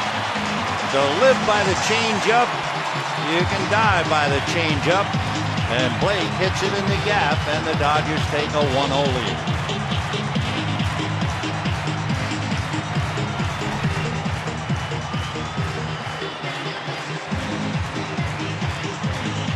What is a bitter pill for Dallas Braden, too, is the fact he is due to bat second when the A's come up in the 7th inning. So Hudson after single and is cashed in. Rajai Davis unable to handle that. He had no chance on that number. And it's interesting, going out to the mound is the pitching coach for the Oakland A's, and his name is Curt Young. Now, Curt Young is on the 1988 Oakland A's team. In Game 2, Curt Young pitched 1 inning here at Dodger Stadium, gave up 1 hit. That was the game when Orel Hershiser shut out the A's 6-0. So for Curt Young, his first trip to the mound at Dodger Stadium in 21 years. All right, 1-0 Dodgers. And the batter is James Loney.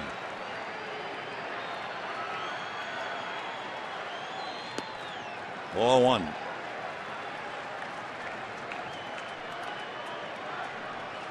James hitting .282. Fly to left, grounded to short.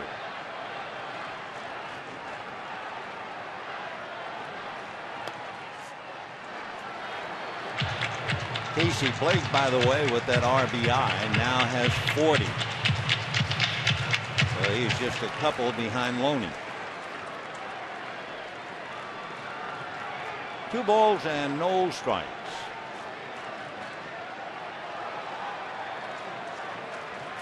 Fastball whacked into right center field. And that one is going to be off the wall. So the changeup, Blake doubled, the fastball, Loney doubles, and the Dodgers lead 2-0.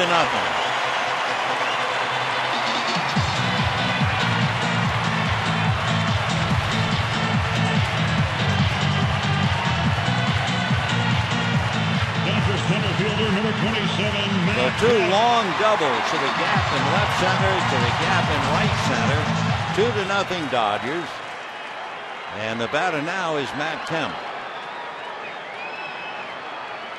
For James Loney, that gives him 44 RBIs. They will walk Kemp, and it'll be roommate against roommate again when Andre Ethier comes up.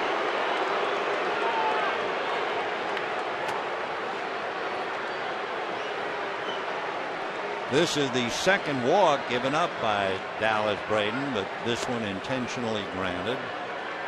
The only walk he did really give up was Ethier. So Orlando Hudson and Blake talking about the move that Dallas Braden has. But he was unable to pick off Hudson, and then Blake doubled him in. So for Bob Guerin, he's down 2-0 with an offense that has really been struggling. His left-hander is in trouble, and he's due to bat second when the A's come up in the seventh. And with Russell Martin on deck, Guerin is on the horns of a dilemma. Every manager goes through that. You'd like to get him through the inning and then hit for him, but while you're waiting to get him through the inning, the sky might fall in on you. Ball one.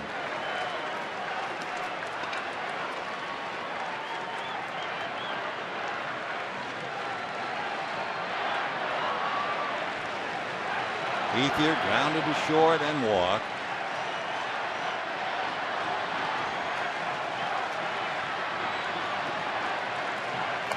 Breaking ball.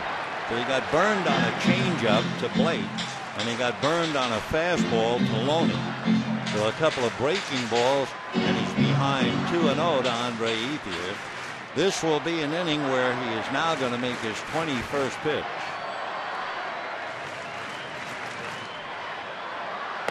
Good breaking ball.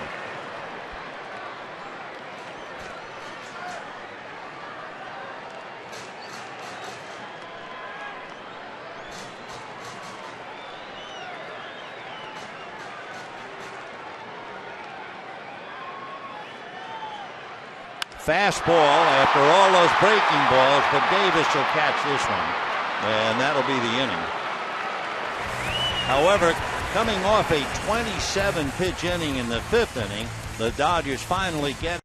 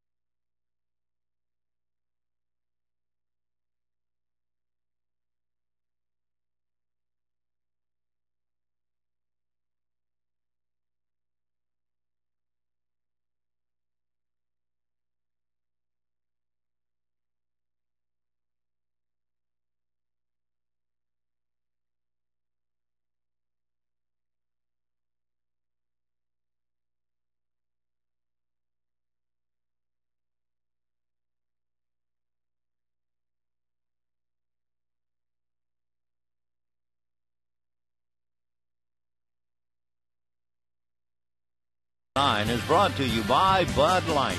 With just the right taste that never fills you up, the difference is drinkability. And by your Southern California Ford dealers. See what's new at scforddealers.com.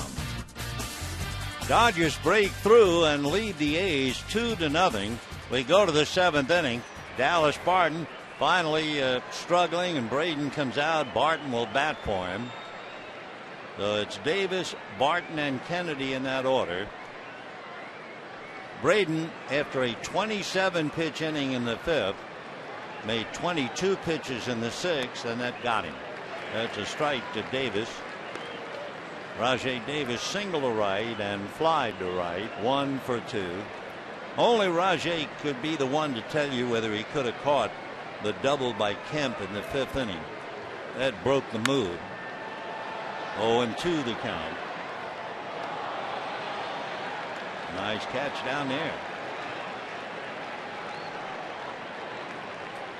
Davis 1 for 2, hitting .220. Oakland's team batting average is .235. Still 0-2. Dodger team batting average coming in was almost .280, so there's a big difference offensively between these two. Ronald Belisario in relief of Clayton Kershaw.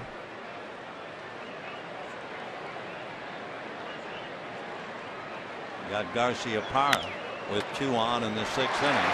Nice play by Ronald to throw him out. Derek Barton is now coming up. Derek Barton lives in Huntington Beach. Went to Marina High School in Huntington Beach. Born in Vermont. Derek Barton. He was a #1 pick by the Cardinals. He had committed to Cal State Fullerton out of high school, and he said college was really a backup option. He'd rather sign with the Cardinals, and he did. That was back in '03. Finally came up to the A's after about 6 years in the minor leagues. He's an even 6, big boy, 225.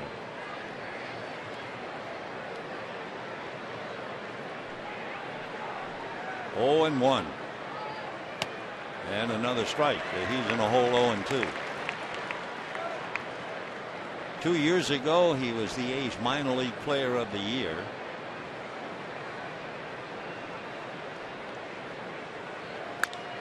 Ground foul. His first name is Daric. D-A-R-I-C.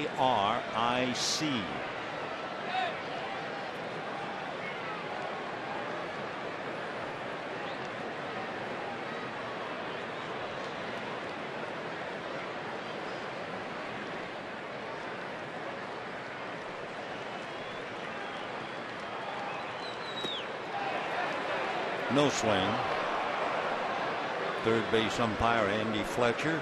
1-2 the count.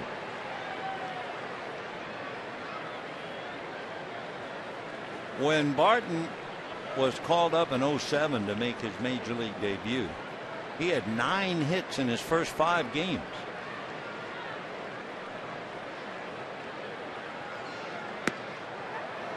Two and two. Last year, he had .273 against left-handers, but only .208 against right-handers. Born in Vermont, the pride of Huntington Beach.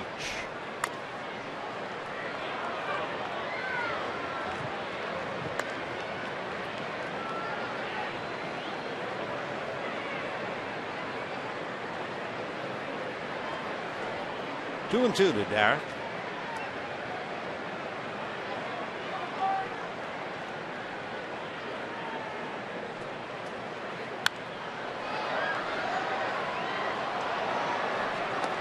One out, 7th inning. Dodgers 2, A's nothing.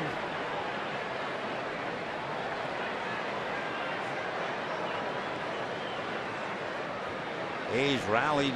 2 on in the first, 2 on in the second, 1 on in the third, 2 on in the sixth, and yet they've been kept away. But the Oakland offense is not much, apparently. They've been shut out 5 times this year.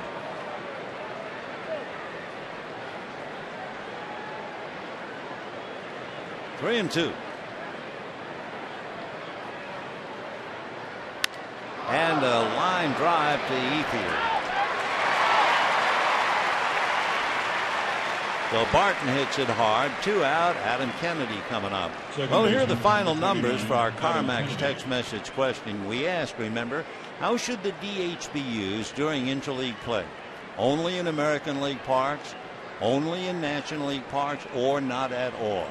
And 56% of you said not at all.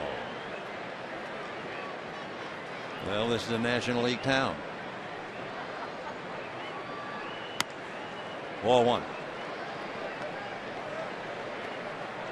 Kennedy single to left, grounded to second, fly deep to left.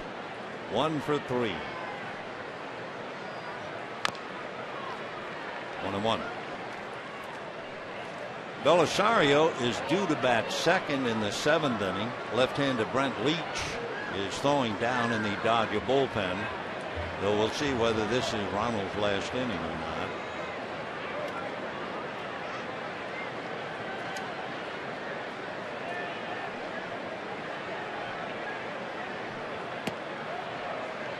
Two and 1.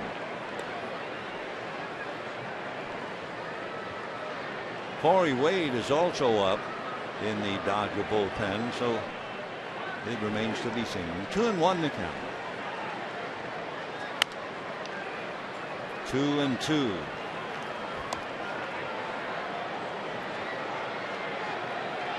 A's have won 12 of the 19 meetings against the Dodgers and 5 of the last 6.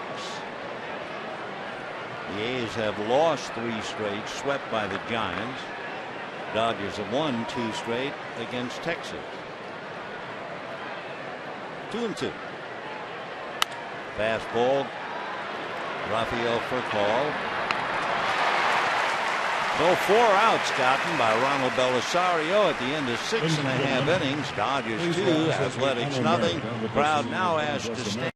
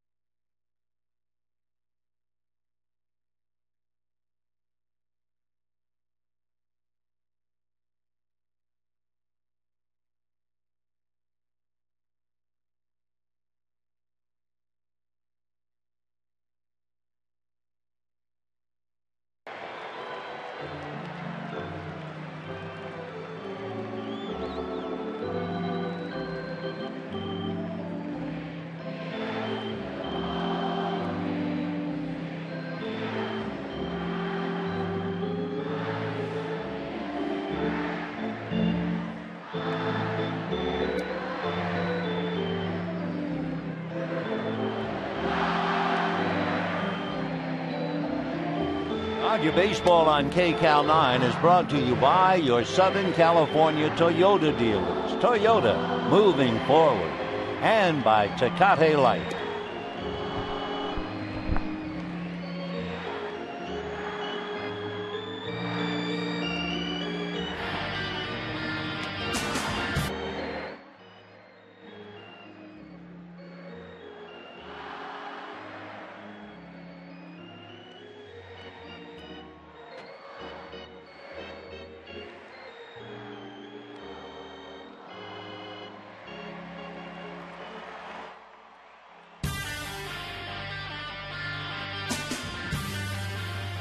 Dodger Baseball on KCal 9 is brought to you by your Southern California Toyota dealers. Toyota, moving forward. And by Tecate Light. Dodgers take a 2-0 lead into the bottom of the 7th inning. Ronald Belisario got his 4 outs, made 25 pitches. And now the Dodgers will come up with Russell Martin. They'll have a hitter. Juan Castro comes out and make it Brad Ausmus on deck. And then it'll be Juan Pierre. Michael Wirtz coming out of the bullpen for Oakland. A Minnesota boy who was originally drafted by the Cubs. And that's a strike to Martin, who grounded to third and reached on an error. Wirtz, 6'3", 205-pounder, up and down with the Cubs for the last 5 years. 1-1.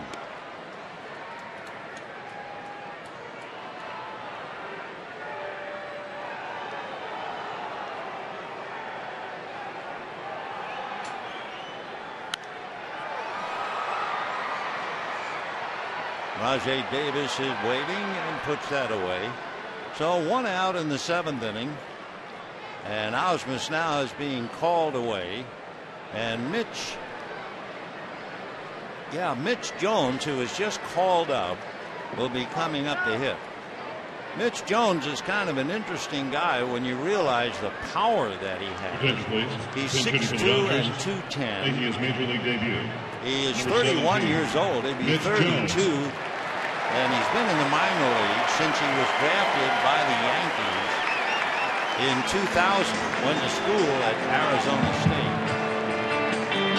The Dodgers actually, well, let's put it this way. He signed with the Yankees, then he signed with the Angels, and the Dodgers had him, and the Dodgers released Mitch so he could search his fortune in Japan in the Pacific League.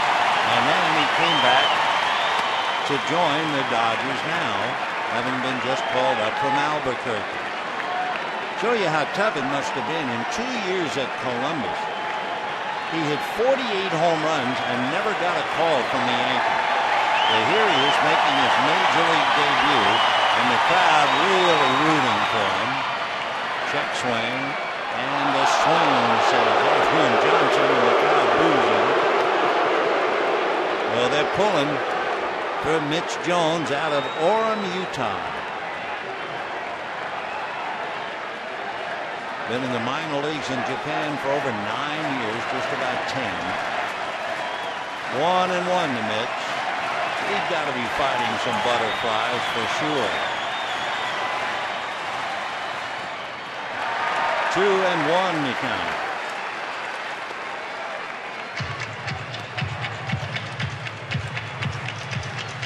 Nothing tricky about Wirtz. Basically, fastball, slider, and a changeup.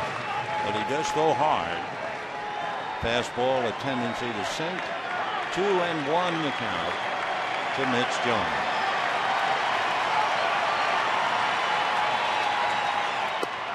And ball 3.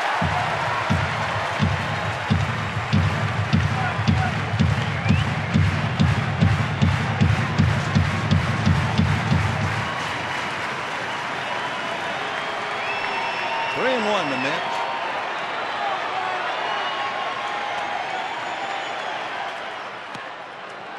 3-2.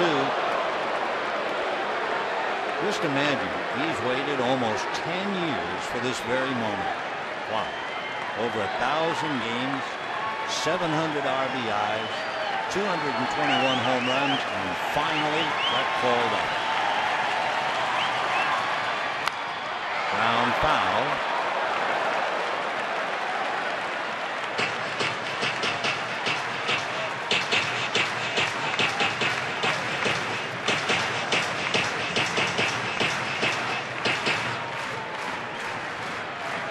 Staten Island, Tampa, Norwich, Trenton, Columbus, Las Vegas, Albuquerque. He knows them all very well.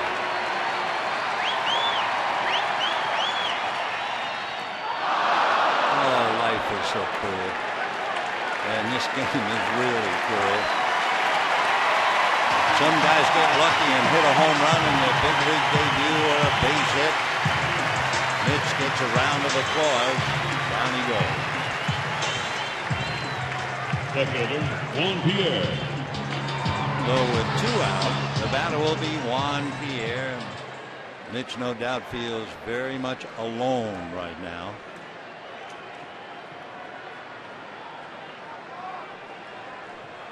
Pierre flied to left, grounded to second, grounded to short, 0 for 3. Ball 1.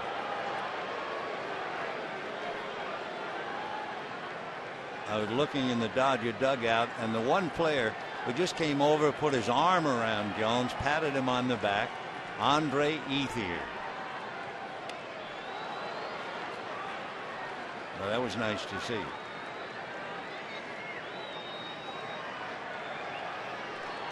One and one.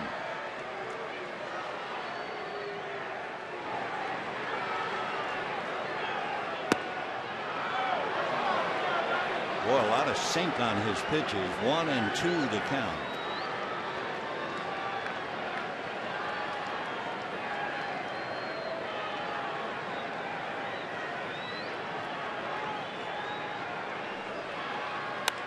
Slap foul. That almost wiped out the brain trust. 1 and 2. Dodgers 2. A's nothing. Bottom of the 7th.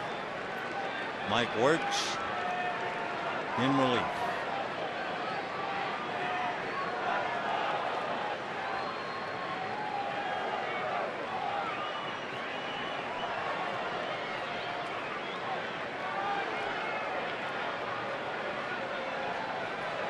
One and 2.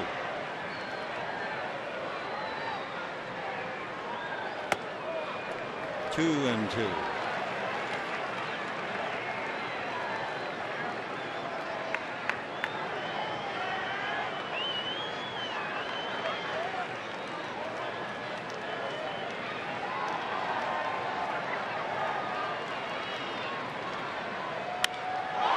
Soft line drive at Giambi, and that's the inning. So we have 7 innings in the books. Dodgers 2 runs, 4 hits, and the A's no runs, 4 hits.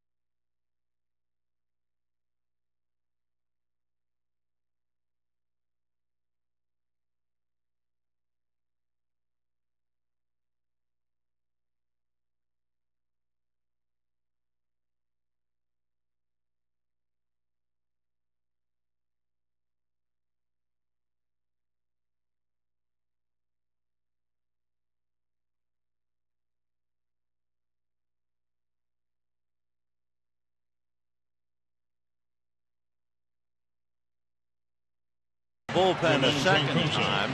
Kershaw went 5 2/3. Belisario went an inning into third, and now Ramon Troncoso.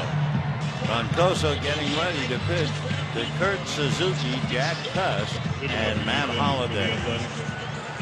Catcher number 8, Kurt Suzuki.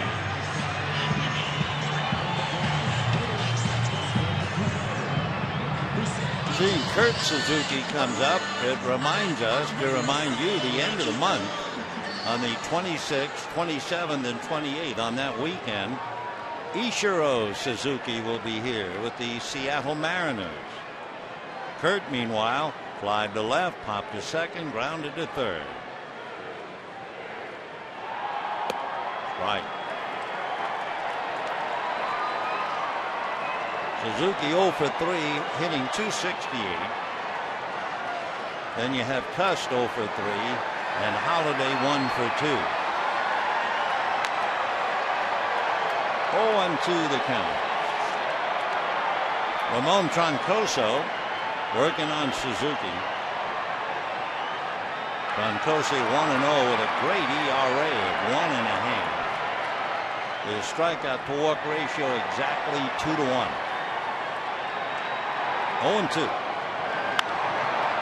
Base hit into left field, so Suzuki goes 1 for 4. As the A's try to come back now, that is their 5th hit. Batting right fielder, number 32. And the batter will be Jack Cust. So, of course, the trio coming up now could easily get the game even with one swing, any of them. Cust is 0 for 3, but he has 11 home runs. Holiday is 1 for 2. He has 8 home runs. And Jason Giambi, he has 8 home runs. The big boys coming up. Dodgers load up the right side for Cust. And ball 1. 2 runs, 4 hits for the Dodgers. No runs, 5 hits for the A's.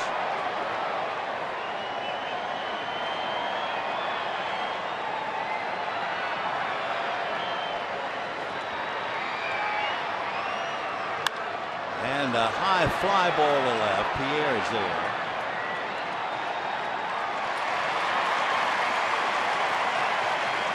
So they get Cust, 1 out. Now Matt Holliday as Suzuki holds at first. With the power coming up, you might wonder about Troncoso.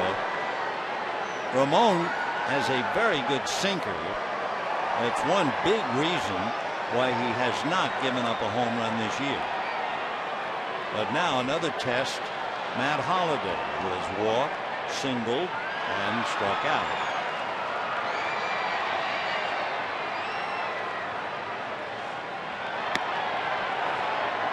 One ball and no strikes. Trevor Cahill and Hiroki Kuroda tomorrow night.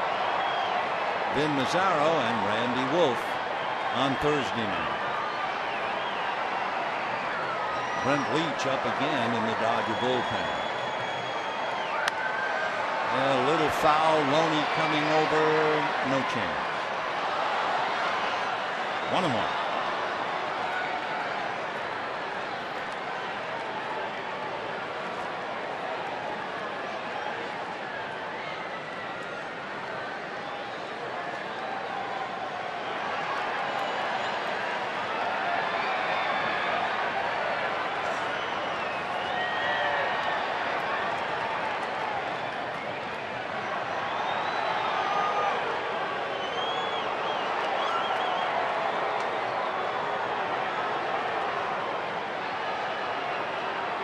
Suzuki at first base has stolen 3 out of 4.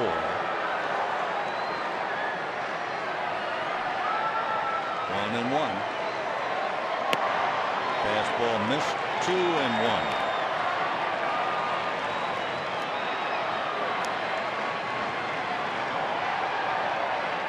Matt Holliday came to the A's in a deal with the Rockies. Houston Street, Greg Smith, and Carlos Gonzalez went to Colorado. Check swing, no swing. 3-1.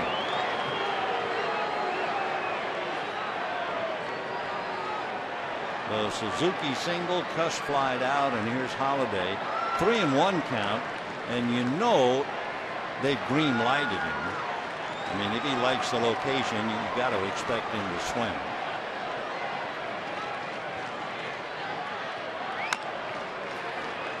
When you have an offense like the A's and you're struggling for runs, remember in the 3-game sweep they suffered in San Francisco, Bob Guerin's club had a total of 3 runs and 16 hits in the 3 games. Well, a guy like Holliday, he's paid to hit. 3-2.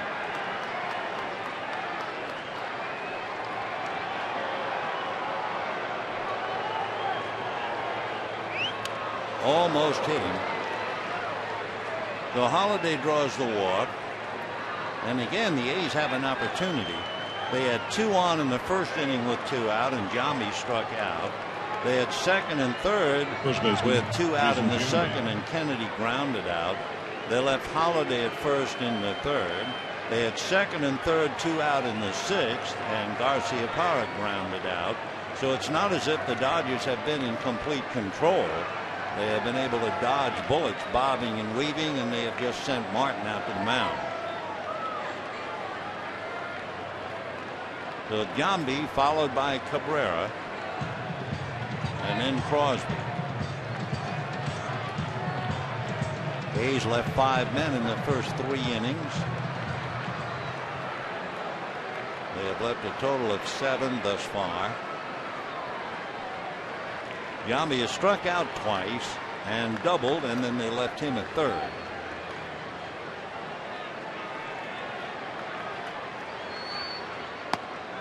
Right. 0-1.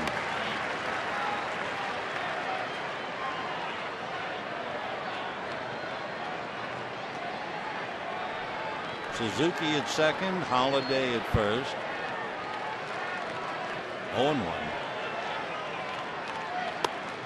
1 ball and 1 strike.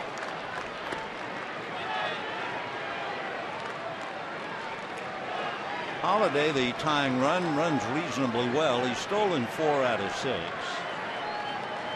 You might be surprised about Holiday last year with the Rockies. He stole 28. 1-2 to Giambi. Couldn't catch up to a 93-mile-an-hour fastball.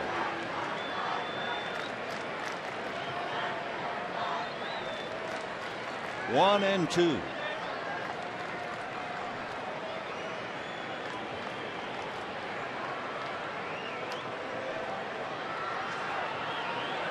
Too much time.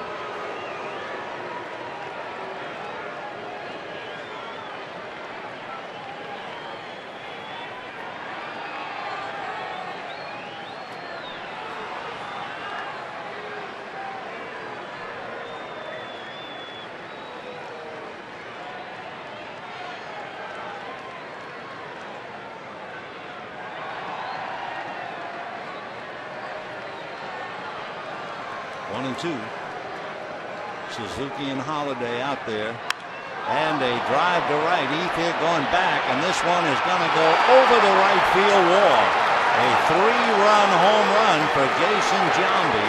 The first home run that Ramon Troncoso has allowed this year. And the A's take a 3-2 lead.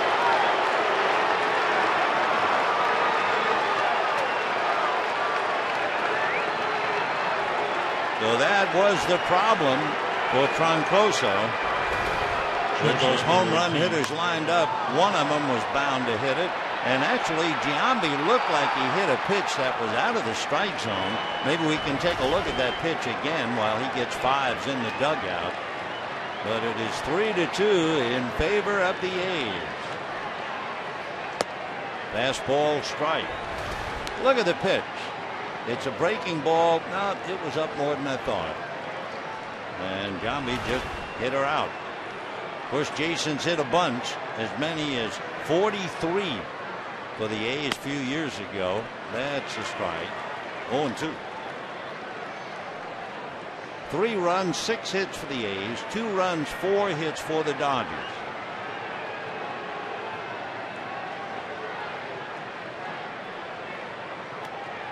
Bounce that thing. 1-2.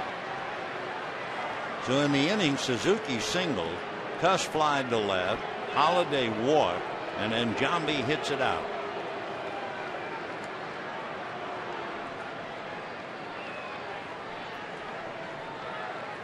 For Giambi, that was his 9th home run of the year, and he gives him 34 runs batted in.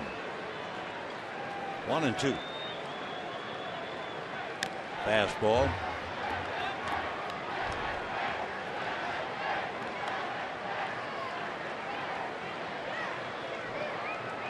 Giambi started the year with 396 home runs.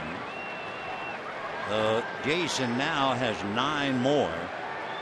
The ground ball up the middle. Nice pick by Orlando to get him. Hudson does it again.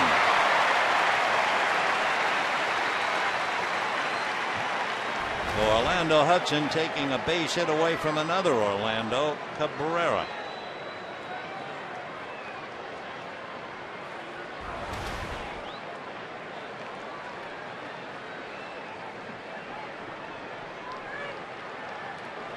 Giambi, sitting back in the dugout now, has 405 home runs in his career.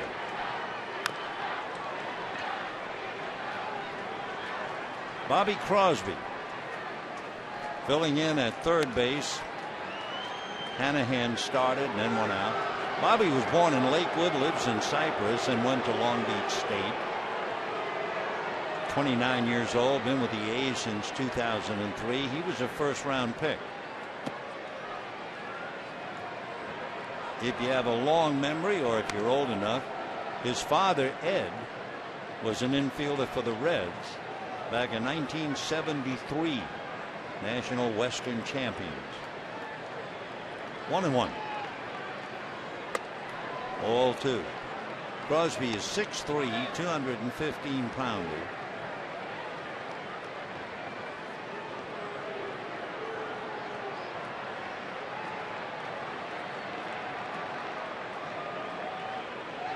Interesting too that Ed Crosby, Bobby's father, was a scout who signed Jason Giambi. Little did he know that his son would wind up being a teammate of Giambi. 3-1 to Bobby Crosby.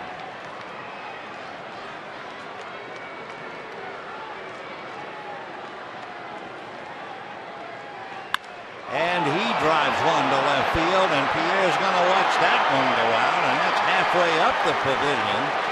And the A's lead 4-2. So for Ramon Troncoso, sooner or later, like every big league pitcher, he's going to get hurt, and tonight's the night. With an ERA of 1.5, a pitcher who had not allowed a home run in 42 innings, he gives up 2 to Giambi and Crosby. And the A's take a 4-2 lead, and Joe Torre takes a long walk.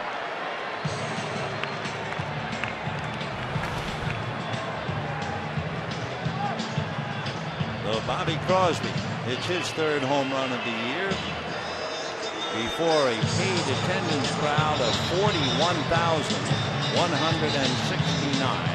Corey Wade is coming in. We'll be back.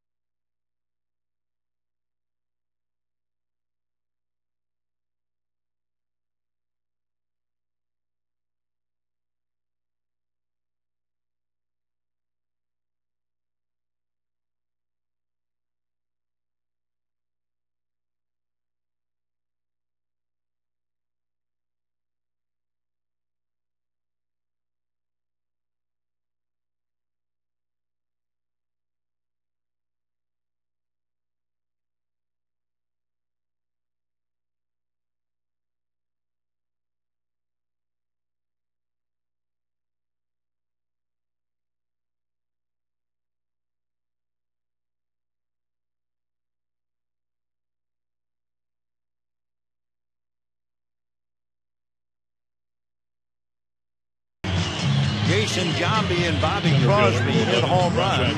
Giambi with 2 men aboard, and the A's have scored 4 to take a 4-2 lead. 26-year-old Ramon Troncoso certainly has no reason to hang his head.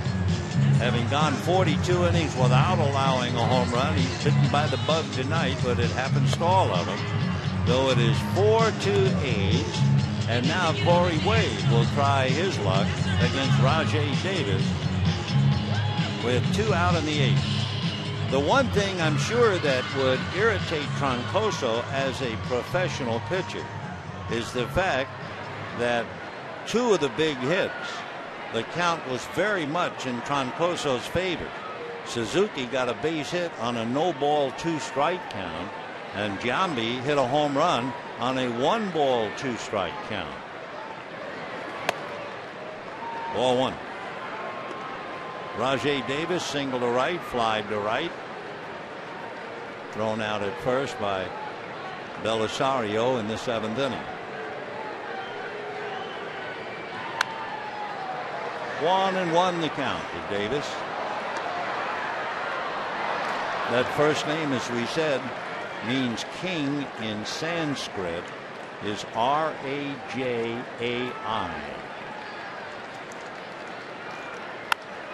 And a fly ball to left center. Matt Kemp on the dead run. However, thanks to Messrs. Jason Giambi with 2 men aboard, Bobby Crosby with nobody on, the A's take a 4-2 lead.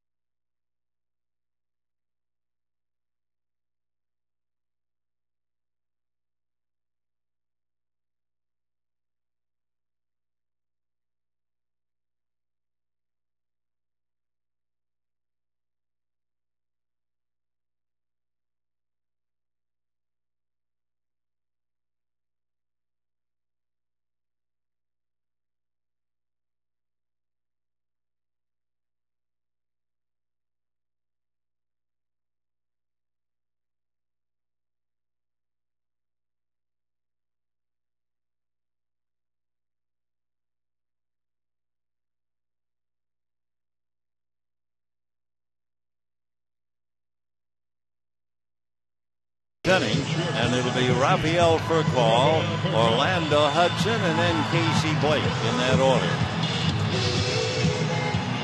Dodgers were fortunate to get 2 in the 6th inning, and now suddenly they find themselves behind. The Dodgers have done their better hitting from the 7th inning on. If you look at them, in the first 6 innings, the team has hit a little more than 260, and from the 7th inning on, they've hit over 300.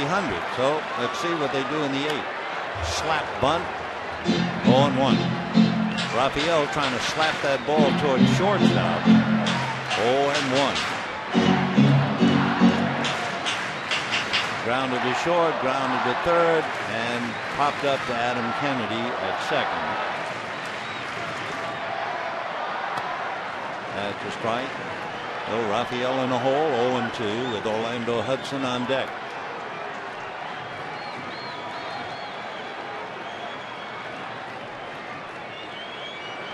And a drive to right, Cust on the dead run. It's over his head and bangs off the bullpen gate. And Raphael into second base, standing with a double. So he's hit in 9 straight.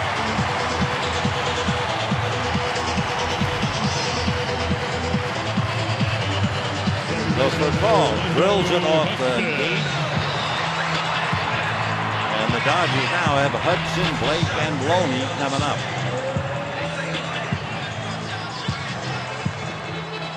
For Raphael, that would be his 12th double. So Mike Wirtz now facing Hudson. Hit number 5 for the Dodgers, trailing 4-2. Hudson flied to center, flied to right, single to left. All of those at bats, however, he was batting right-handed against the left-handed Dallas Braden. 0-1.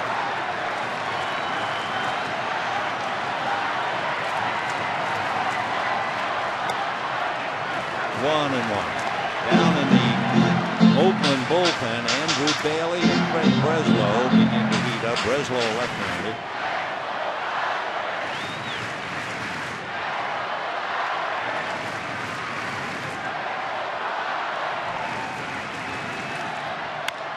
And a hopper backhanded by Giambi. He'll feed Wirtz coming over. Taking third on the play is for call. And with one out, Casey Blake coming up. Dodgers third baseman, number 23, Casey Blake. Orlando goes 1 for 4. Casey Blake grounded to third, flied to right, and doubled in the 6th inning. If my memory is correct, he doubled on a changeup to drive in Hudson, and then Loney doubled on a fastball to drive in Blake. That's when Dallas Braden was pitching. So a runner at third and one out. Wirtz, who throws a lot of sinkers, has 2 wild pitches.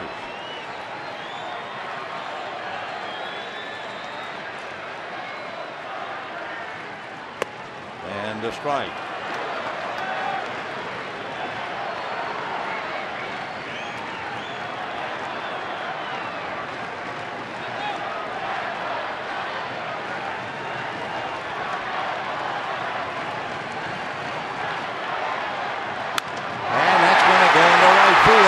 Delivers again. So Furcal scores. The A's lead 4-3.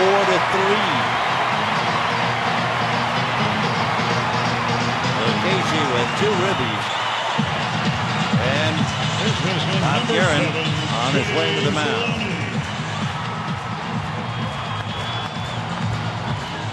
The Wirtz gives up a double and a single. The Dodgers have the left-hand hitting James Loney, and it looks like they'll bring in Craig Breslow.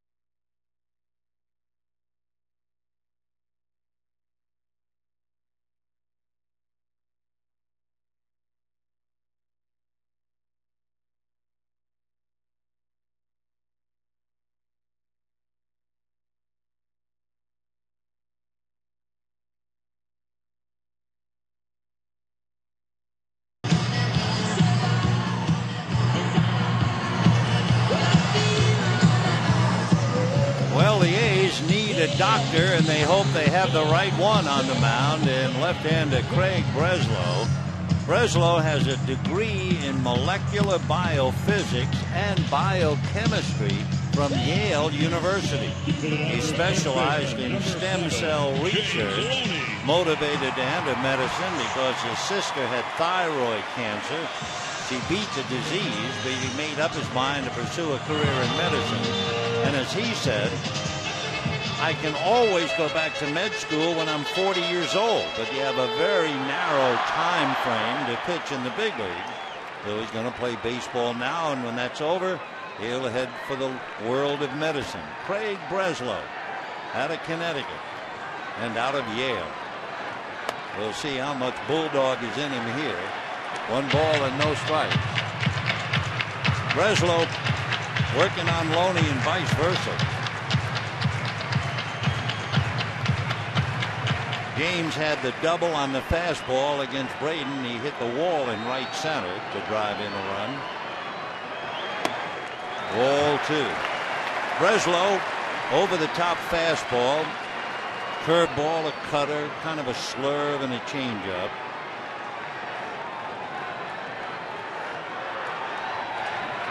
Two and 0 the count.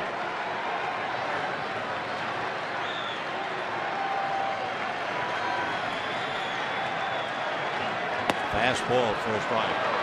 Although he is playing baseball, he is still exerting an influence. Breslow established the Strike 3 Foundation in Connecticut to increase awareness and raise funds for cancer research.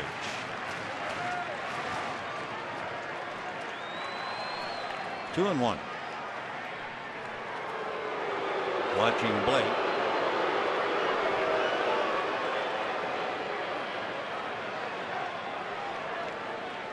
Breslow was with the Brewers in 04. They released him, so he pitched for the New Jersey Jackals of the Independent League. Then, how about this one? He signed with the Padres after a tryout. They signed him for, hold your breath, $1. Yeah, $1. Then he signed with the Red Sox. The Indians claimed him. The Twins claimed him. And here he is with the A's.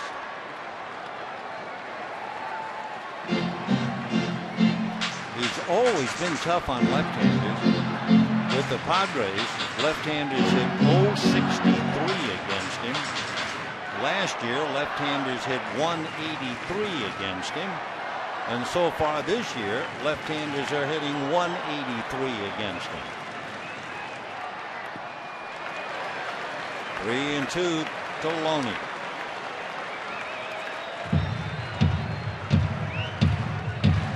A's 4, Dodgers 3. Matt Kemp waiting on deck.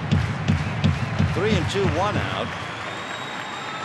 Casey Blake, the tying run at first. Blake is 0 for 1 in stolen bases. And as far as Loney is concerned, he has grounded into 5 double plays. So let's see what that means.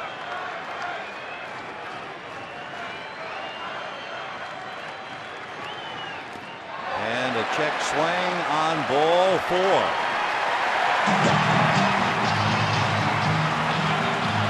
So Breslow walks Loney. Matt Kemp will be coming up, and let's see if they go to the pen again. Yep, double switch, says Bob Guerin. The last out was made by Rajay Davis in center field. So it looks like Kristen Orphea will go out into center field and bat 9th. And they'll go to the bullpen, and we'll be back.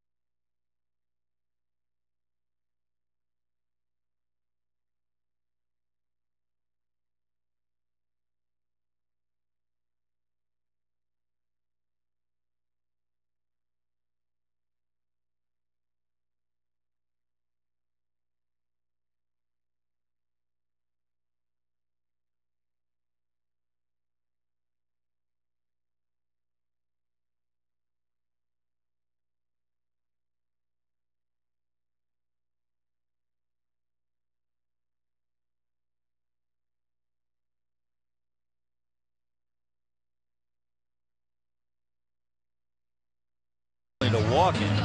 So now they go to the pen and bring in Andrew Bailey. He's a young fella out of Haddon Heights.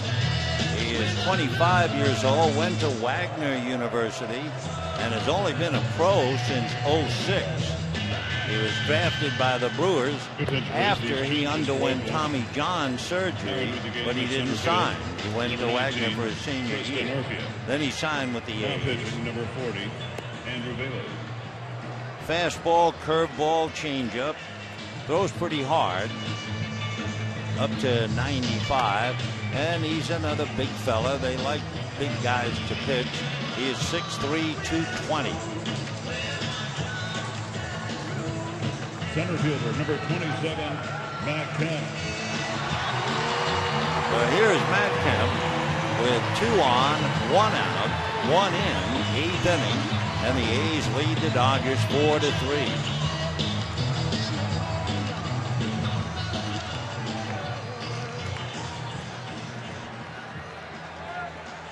Matt Kemp flied to center, got the first hit off Braden, and that's where Rajay Davis had trouble trying to get a jump on the ball and almost fell down. And then last time up, Matt was walked intentionally. Ball 1.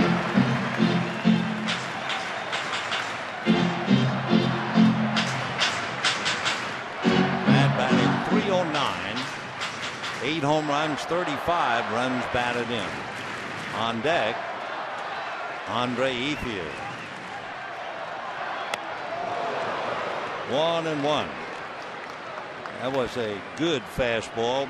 He's been clocked as high as 95.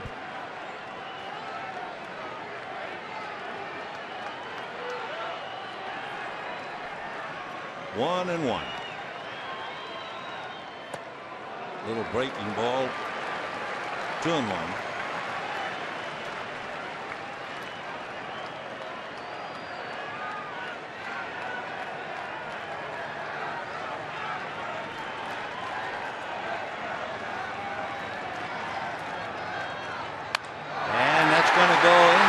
Field. Hesitating was Blake, so he'll have to stop at third.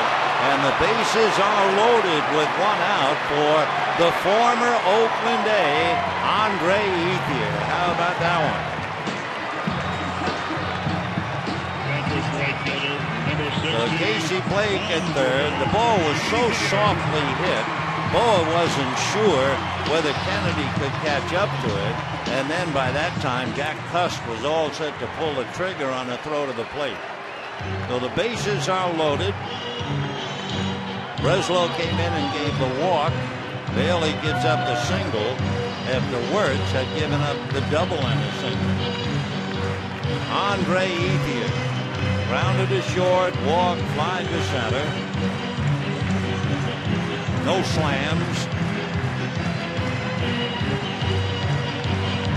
Dodgers made the deal. Milton Bradley for Andre Ethier. And now Andre against his old club. Coming up. Ethier never played for the A's. He got as high as Sacramento. He was selected 6 years ago by Oakland out of Arizona State. So Blake and Loney and Kemp are all out there, 1 out, 4-3 A's. Big crowd of 41,000 having a ball. Strike.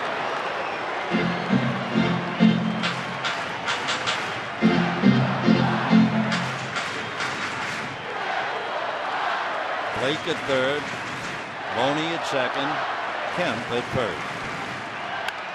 Ground ball to the right side. They get 1. No play. So Matt Kemp is able to break up the possible double play. Kennedy unable to turn it, and the Dodgers have tied it up.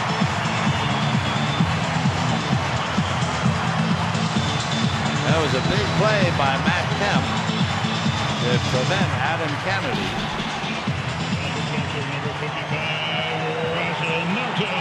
Right there.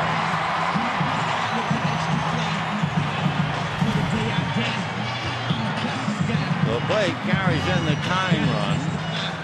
Now you have James Loney at third, Ethier at first, 2 out. 4-4, and the batter is Russell Martin, 0 for 3. Grounded to third, reached on an error fly to left. Mark Loretta comes out of the Dodger dugout, and he would be hitting for Wade.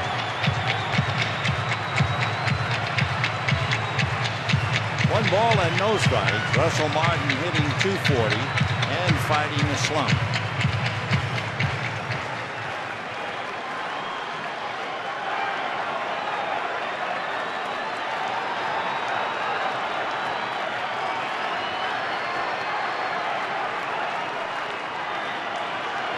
Off the rubber. Martin has had 1 hit in his last 18 at-bats. And it has been a very bitter month for Russell. 1-0. Didn't catch up. That fastball 92. 1-1 the count.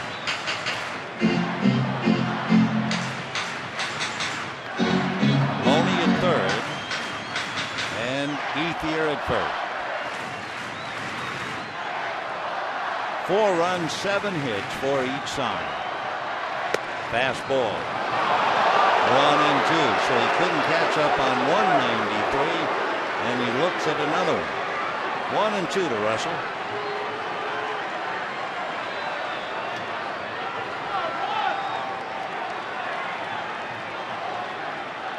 Fastball fouled away down the line. As we always do with a runner at third, we look it up, and for Andrew Bailey, with a runner at third, that's a little risky. He has 4 wild pitches. So Loney has to be at the ready. Same story for Andre Ethier. And a drive to left, but that's going to go right into Holliday's glove, and that's it. But the Dodgers scramble for 2, and at the end of 8, it's the Dodgers 4 and the A's 4 as we head to the 9th.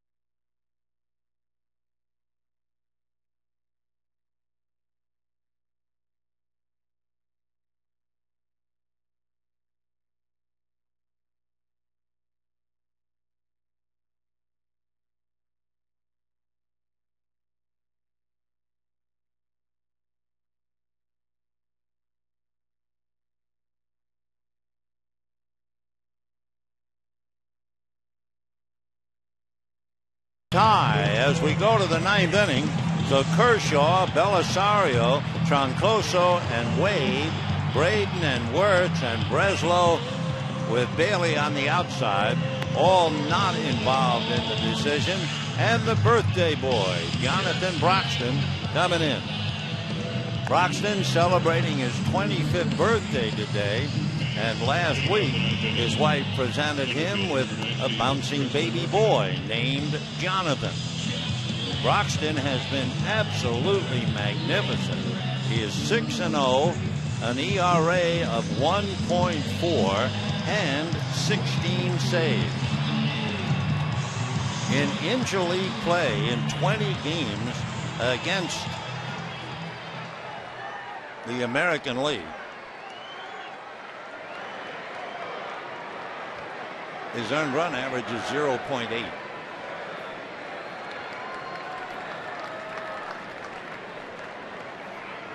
So Denorfia, who came in the double switch, and he's greeted with a hard slider. 0-1 the count.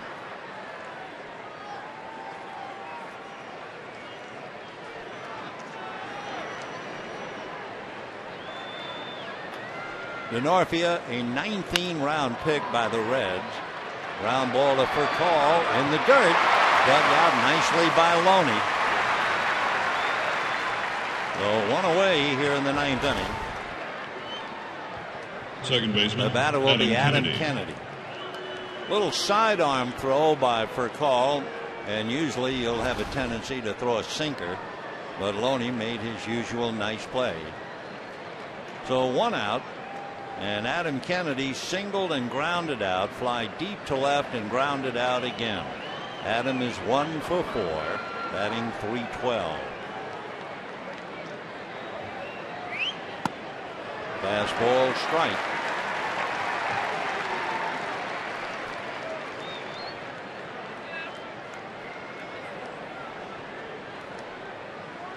.44, top of the 9th.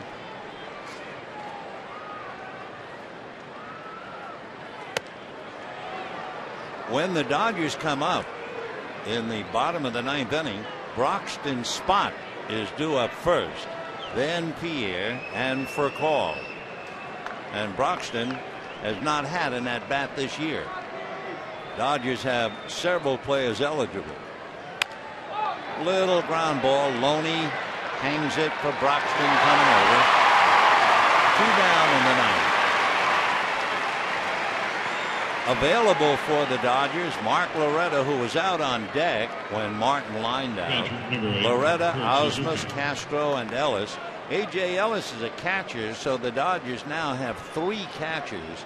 That could mean you would see Ausmus earlier in a game than normal. Torrey trying to come up with a win to tie him with Sparky Anderson. And here's Kurt Suzuki, who singled in the 8th inning, and that ignited a 4-run 8th and temporarily gave the A's the lead. Dodgers scrambled back to get even. Ball 1. Jonathan Broxton, 6'4", about 290. Born in Augusta, Georgia. 2nd round pick by the Dodgers back in '02.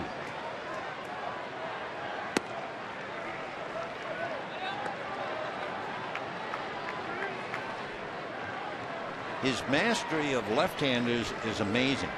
Left-handers are hitting .055. They're 3 for 55. And then Kennedy grounded out, so they're 3 for 56. That's to the hole, base hit. So Suzuki comes up with his 2nd hit, and that'll bring up Jack Cust.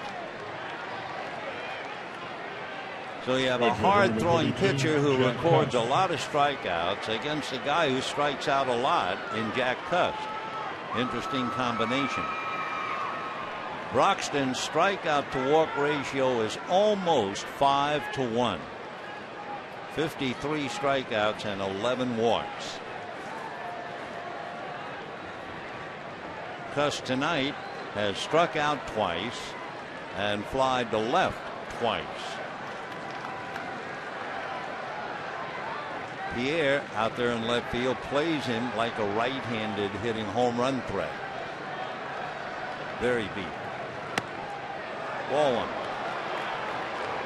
There's Pierre.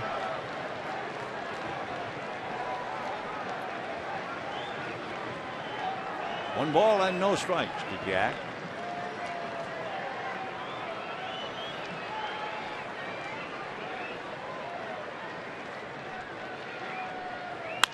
Hard ground ball, but look at Orlando. It's like real estate. Location, location, location. No runs, 1 hit, a man left, and we head to the bottom of the 9th in a 4-4 tie.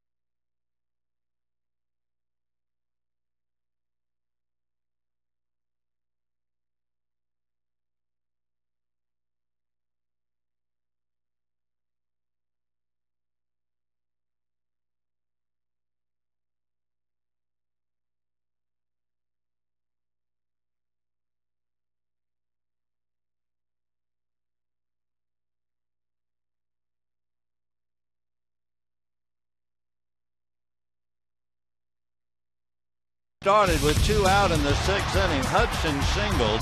Blake hit a changeup for a double to drive in Hudson. And then Loney hit a fastball for a double to drive in Blake. And the Dodgers were out in front 2-0. However, the A's scored 4. And in the bottom of the 8th inning, Blake got a base hit to drive in for Call. And later on, after Kemp loaded the bases, a forced play at second knocked in Blake to tie up the game. So now in the bottom of the 9th inning, the Dodgers will have Mark Loretta to hit for Broxton, then Pierre, and then for Call. And Andrew Bailey on the mound. Right.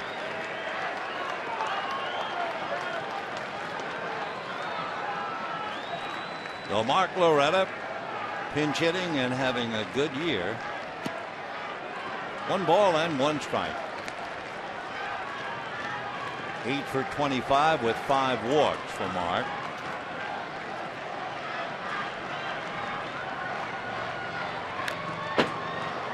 One and 2. Mark, born in Santa Monica and drafted by the Brewers out of Northwestern University.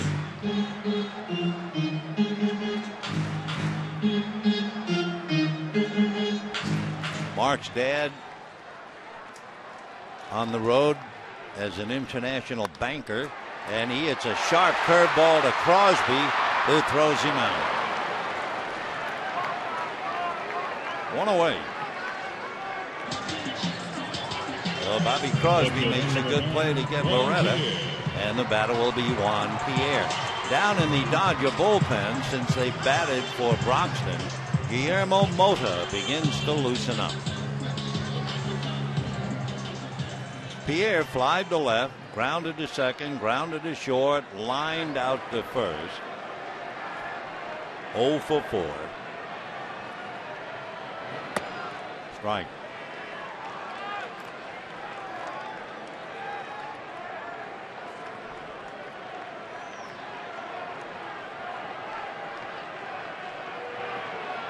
Off speed, bouncer up the middle.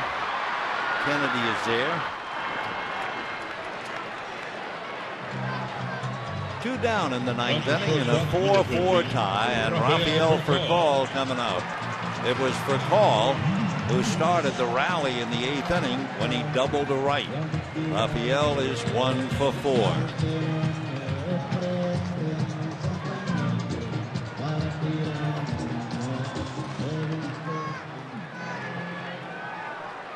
Two out, 9th inning, 4-4.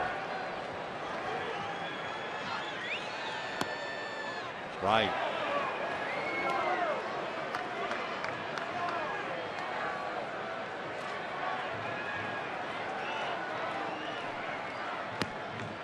Slider followed by a fastball, and the count 1 ball and 1 strike. Andrew Bailey out of Haddon Heights, New Jersey.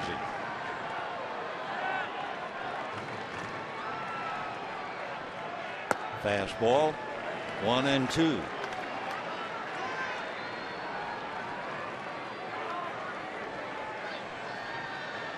On deck, Orlando Hudson.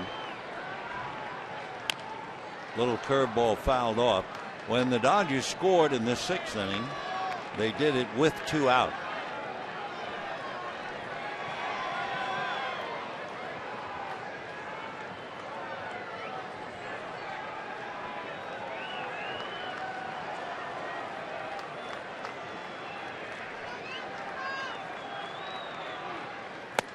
Fastball just blew him away. Good pitch.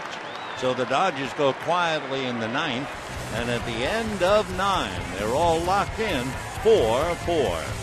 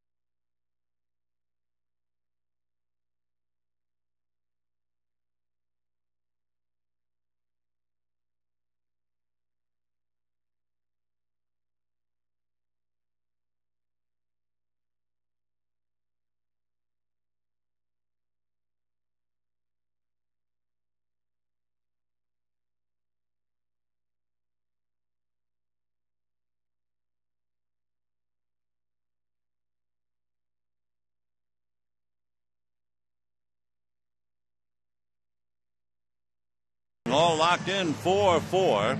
As far as the A's are concerned, this will be their 7th extra inning game, and they are 2-4. For the Dodgers, this will be their 7th extra inning game, and they're 5-1. Guillermo Mota, with a record of 2-1, will now become the 6th Dodger pitcher. Kershaw, Belisario, Troncoso, Wade, Broxton, and now Guillermo. The A's have used 4 pitchers: Braden, Wirtz, Breslow, and Bailey. Mota getting ready, and he'll face Holliday, Giambi, and Cabrera. Matt Holliday walked and singled, struck out and walked. His last walk was ahead of Giambi, who then hit a 3-run home run. Took a 2-0 Dodger lead, turned it 3-2. Then Bobby Crosby homered. That made it 4-2 A's, and the Dodgers clawed back for 2 in the 8th to get even. But here we are in the 10th, 4-4.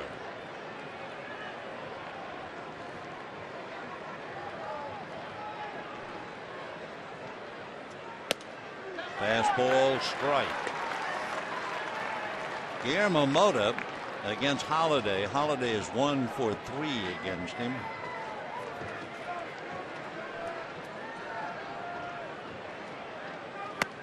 Check swing. They're going to look. No swing. 1 ball and 1 strike.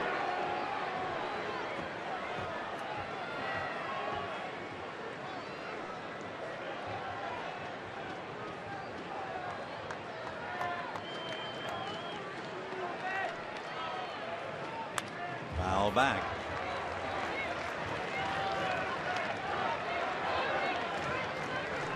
Ted Barrett, who is the plate umpire tonight, has a very interesting background. Among other things, he was behind the plate for David Cohn's perfect game and for Greg Maddox's 300 win. But there's a lot more to him than balls and strikes. Ted Barrett was ordained as a minister 2 years ago. He received a master's degree in biblical studies at Trinity University. He's pursuing a doctorate in theology. And listening to ball players swear when he calls them out. 1-2. Crack bat, ground ball, long throw on the money. 1 away. First baseman, number 16. And the batter now, Jason Giambi, had struck out twice, then doubled in the 6th inning against Kershaw, and was wild pitched to 3rd and stayed there. And then in the 8th inning, homered with 2 aboard to give him 9 home runs and 405 home runs in his career. Ball 1.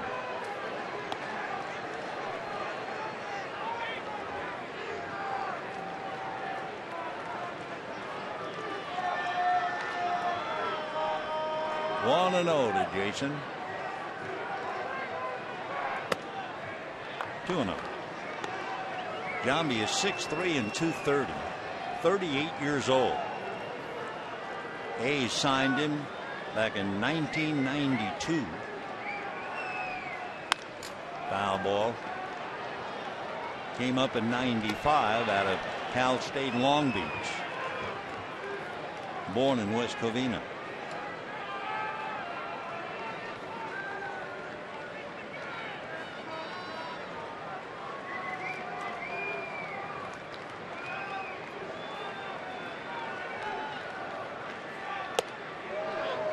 Two and 1. Asked Giambi about what you would have done if you were not a ball player.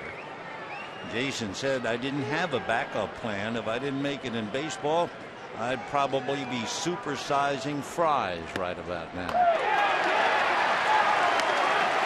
3-2 to Jason.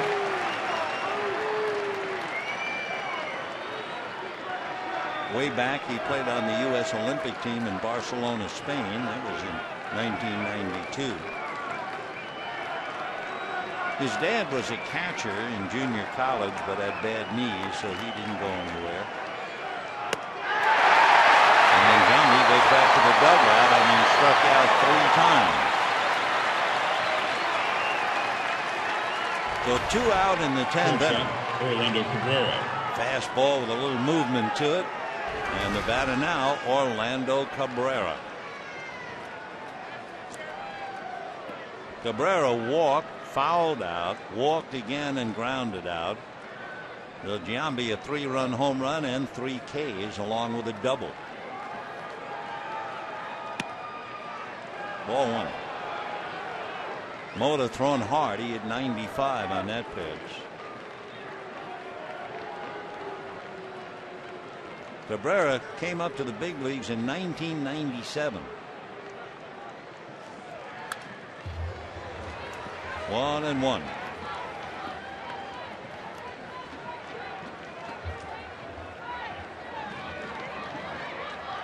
Mentioned earlier that when the scouts were looking at Cabrera in Colombia, the Rangers looked at him, the Dodgers looked at him, the Yankees looked at him, but they all thought he was too small. Turned out to have a great career. Fouled away. Interesting too, the Expos signed him for $7,000, but as he said, they paid that price because I was in college. If I wasn't in school, I would have signed for $1,000.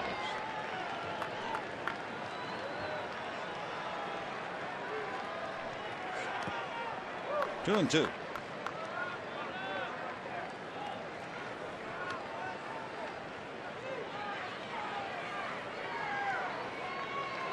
It is tough when you're a celebrity like Cabrera. They all know he's made a lot of money in poverty-stricken Colombia.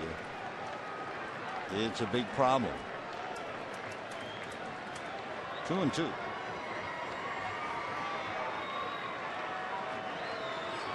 Fastball hit down there for a call. Well, Loney just did get the bag and get his foot out of the way. So here come the Dodgers, bottom of the 10th. Hudson, Blake, and Loney in a 4-4 tie.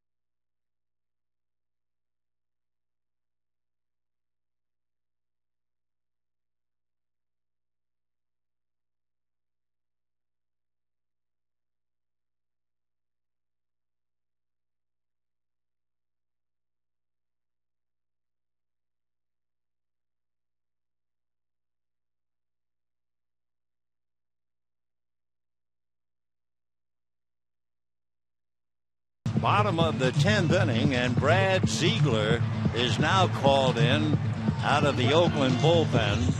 Ziegler originally drafted by the Phillies 6 years ago out of Southwest Missouri State.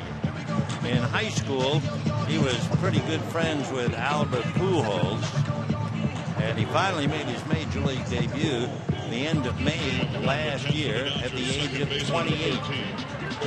He'll be 30 in October. When he made his debut in May, couple of weeks later, he was asked if he'd accept an offer to ride into an A's game in an Indy car. And he replied, "Can I get a Danica Patrick autograph?" And the answer was yes. So he came in to relieve in an Indy car. Right now, Orlando Hudson and a strike, 0-1. Ziegler is 6'4", about 195. Line drive base hit for Orlando Hudson. He's 2 for 5.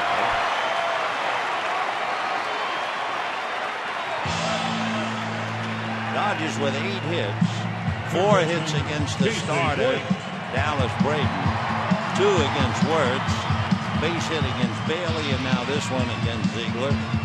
And here's Casey Blake. He is hitting 7 straight, grounded to third, flied to right, doubled and singled.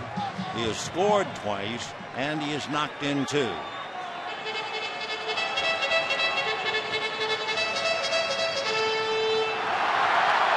So Hudson at first. We'll see if they run him or not. And that's ball 1. Hudson is 5 for 5 in stolen bases.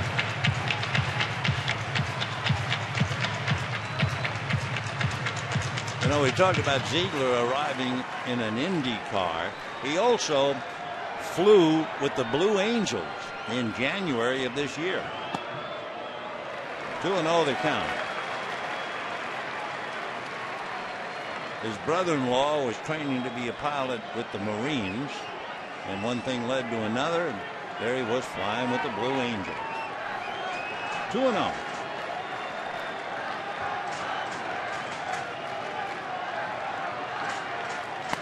That's a strike. Boy, I'll tell you one thing, sitting up here looking down, his shoes look electric. I mean, they're not just white. From up here, they are dazzling.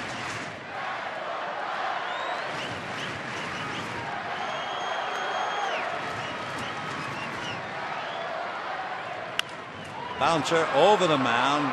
Cabrera can't make any play. And the Dodgers get a huge break.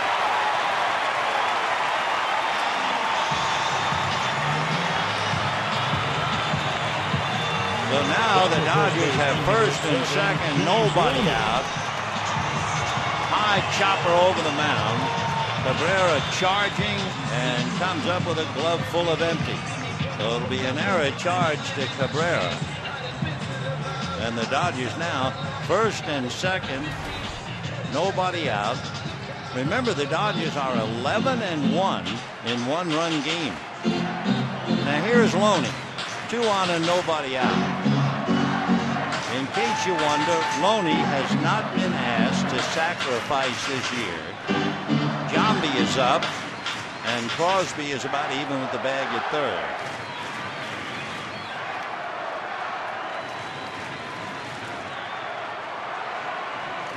After Loney, you have Matt Kemp. No attempt, ball 1. 4 runs, 8 hits for each side, but the A's have committed 2 errors.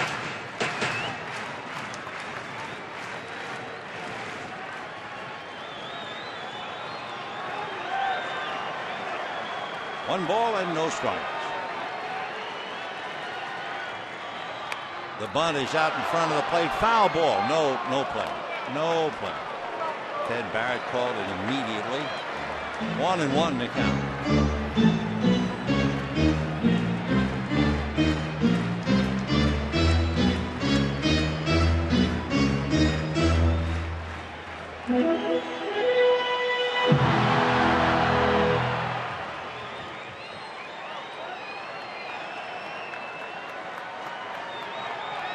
Well, he showed bunt on 2 consecutive pitches, so the A's are convinced. And he fouls that one back, 1-2.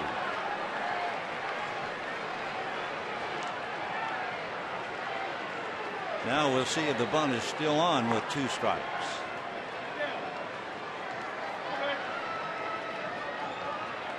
Hudson at second, the possible winning run. Blake at first.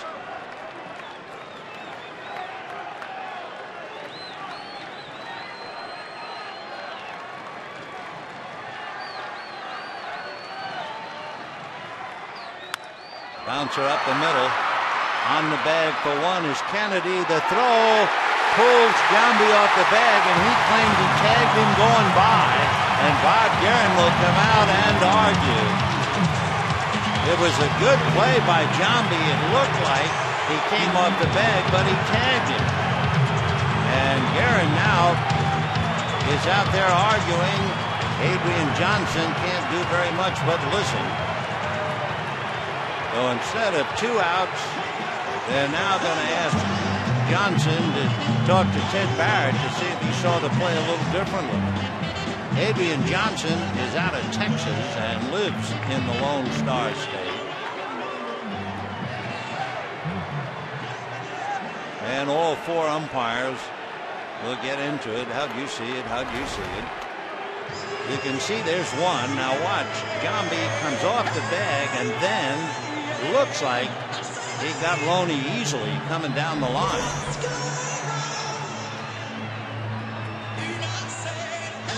He made contact, one of them said. Well, I think they might go with the double play. Let's see. Yep. Yeah, I could read the lips of one umpire saying he made contact. Now Joe Torre's going to come out and argue, and they're saying to Joe, they're telling Boa to get back, and they'll listen to Joe. So the double play is 4-3. Very nice play by Jason Giambi. There's the tag, so it's pretty obvious he got him, isn't it?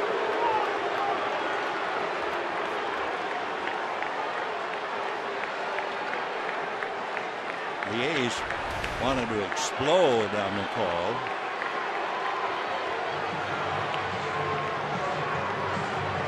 The crew chief is Jim Joyce, and he's the one talking the most now to Joe Torre. Ted Barrett, the plate umpire, probably couldn't really see the play.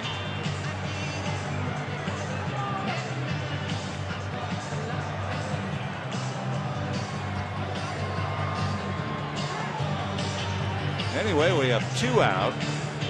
Hudson is at third.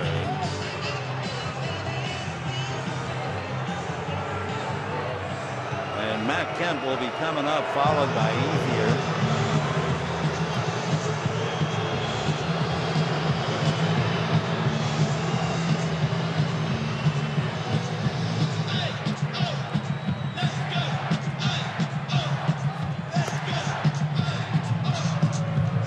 Joe's gotten it out. Not much he can do about it. In looking on the replay, it appeared like there was no doubt that he made the tag. Well, for Giambi, we'll see if that's a game-saving play or not. Of course, the error still put him in trouble. I mean, he almost had his glove taken off by Loney, and he held on to the ball. So 2 out. The winning run is 90 feet away, and here's Matt Kemp.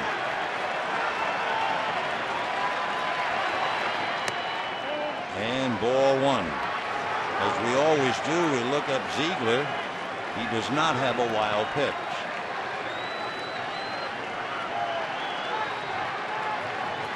One ball and no strike. And a base hit. Dodgers win it 5-4. And their record in 1-run games at home is